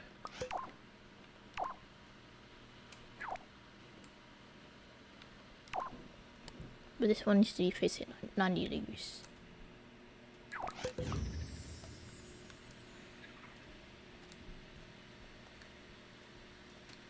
We'd probably want to speed up the animation now that I think about it. So like the kicking animation.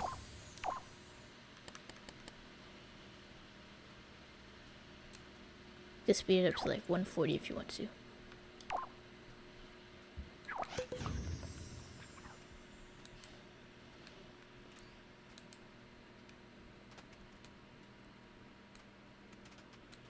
But yeah, now it kicks and it punches in whatever direction you were last facing in.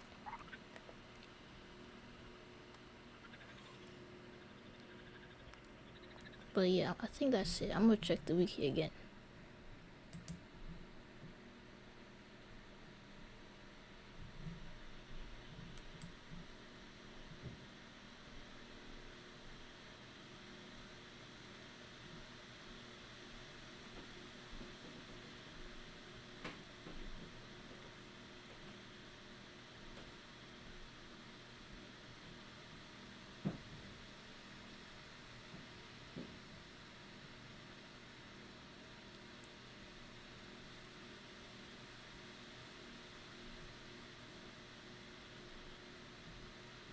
Okay, yeah, I think that's it. I think that's pretty much it. But yeah, that was all the requests that I had from the comments, and the stream is pretty much over. I'm gonna demo what I created in this stream, and then I'm gonna end it. So like, in this stream today, I did like, while I was waiting for requests, I did these two, the music selection setup and the score countdown logic. So let me show you the music selection. So basically, this was a request from LBP3 Essential that was made 10 years ago. People might have similar questions today. You might have like a music setup that's similar to this in your own level. So I made that. So this song plays at the beginning, but then when you reach the indoor part of the level itself is probably a platformer, but I don't make platformers, so I just did it like this. Oh wait, I have to reset it. I didn't pause before going to that area, so that's why it put me all the way over there. But before I test, I have to make sure everything is reset, which it wasn't. I have to reset the counter, and then I have to reset this. And now I'm a demo way. So basically, the way they wanted it in their level, their question never got answered on LBP3 Essential, but they wanted it to work like this.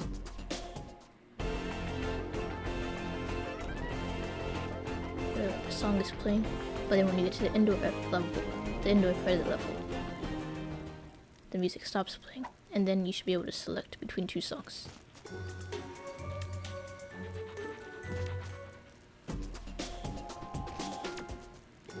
And that's the song that plays for the entire level, whatever song you choose. And the second thing I made was score countdown logic. Score doesn't display in create mode, but like I tested it out and this does work. So like at the beginning it gives you 10,000, and then it subtracts 10,000. It subtracts 10 every second, sort of like how the race gate takes away time every second or whatever. So it's like a very similar thing here.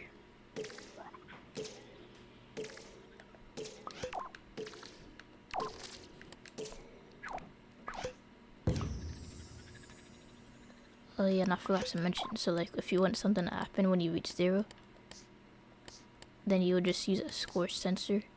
Like right as I was like finishing up this creation right here, I got like some actual requests from the comments. So you would just set it to like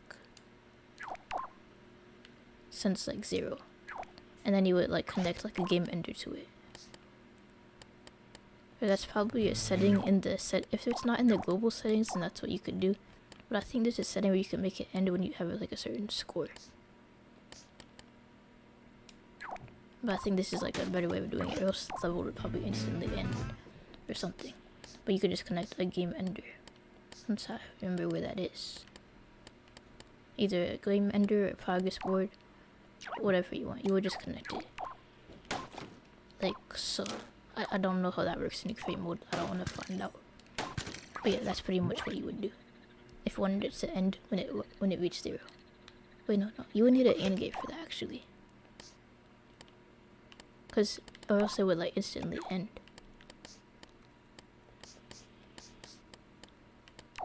So like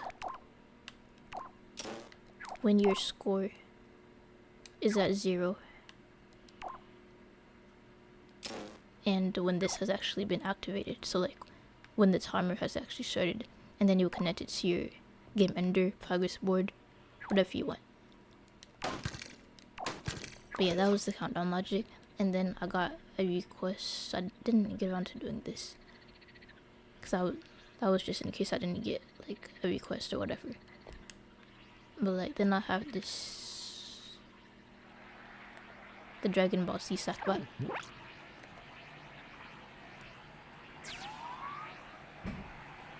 I did not add any sound effects. I forgot to do that. I always forget to add sound effects to my creations anyway.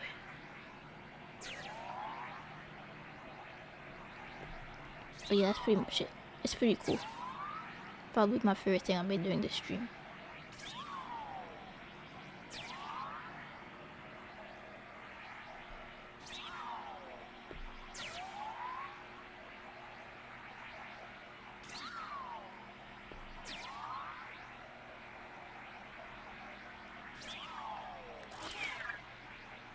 Oh, and it has like basic attacks too, I think.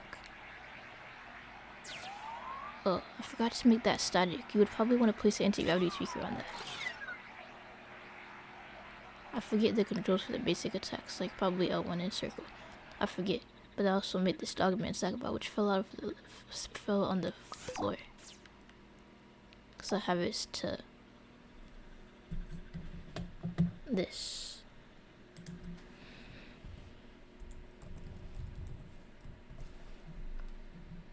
But yeah. And then this, I just showed you this, like this is the thing that I just made.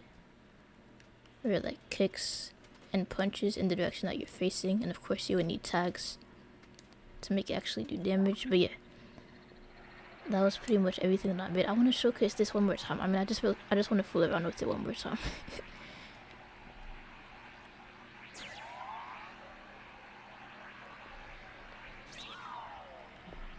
But yeah, this is definitely my favorite thing that I made during the stream.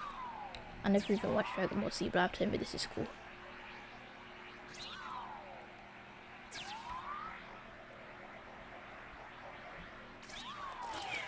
But yeah, that's really cool.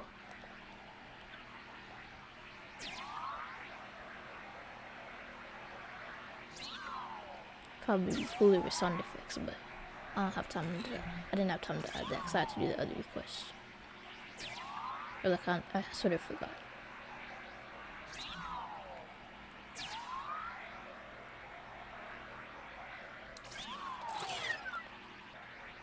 But yeah, just to recap what we did, I just showed you, but like the text version. So, and yeah, I don't think I have any announcements. My next stream will be in like 1 or 2 weeks in January. So like I don't know what date that is exactly, but probably like 2 weeks from now. It's gonna be my next stream.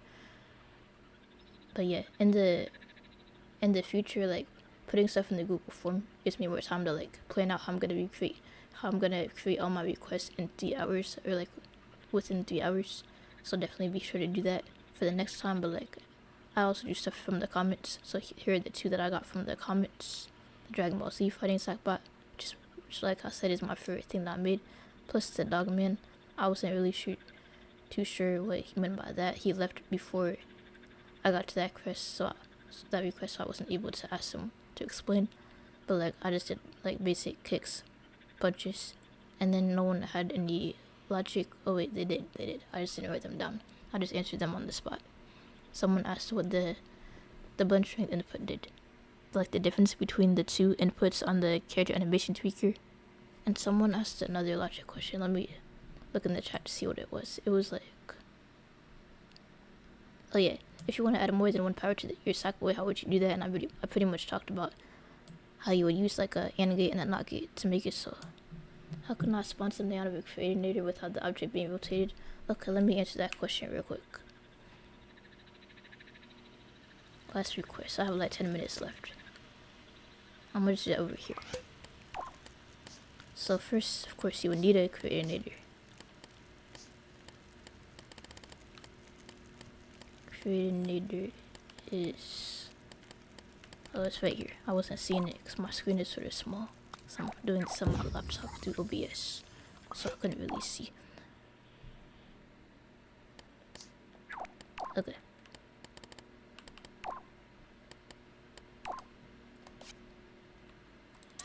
I'm gonna use an arrow so I could like properly see what you mean. Okay, so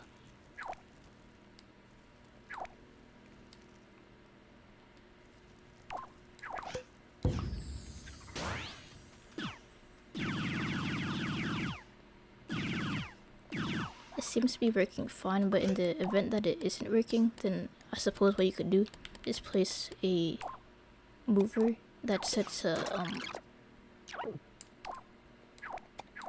local space.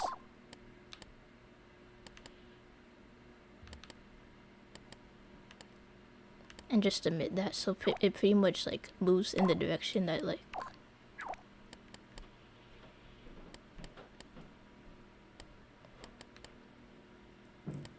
I'm trying to see, the emitter has a setting called like inappropriate velocity. I'm trying to see if the creatinator has something similar, but it doesn't look to.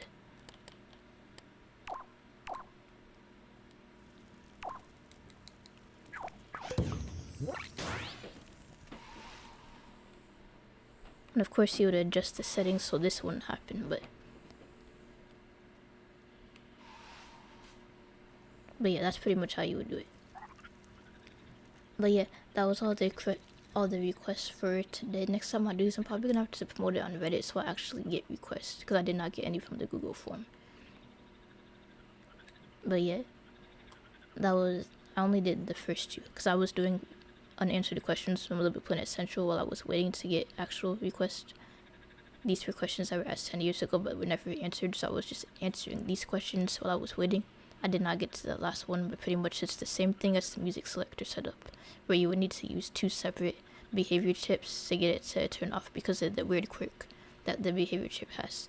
So one set to neutral and one set to acting to get it to get the acting one to turn off.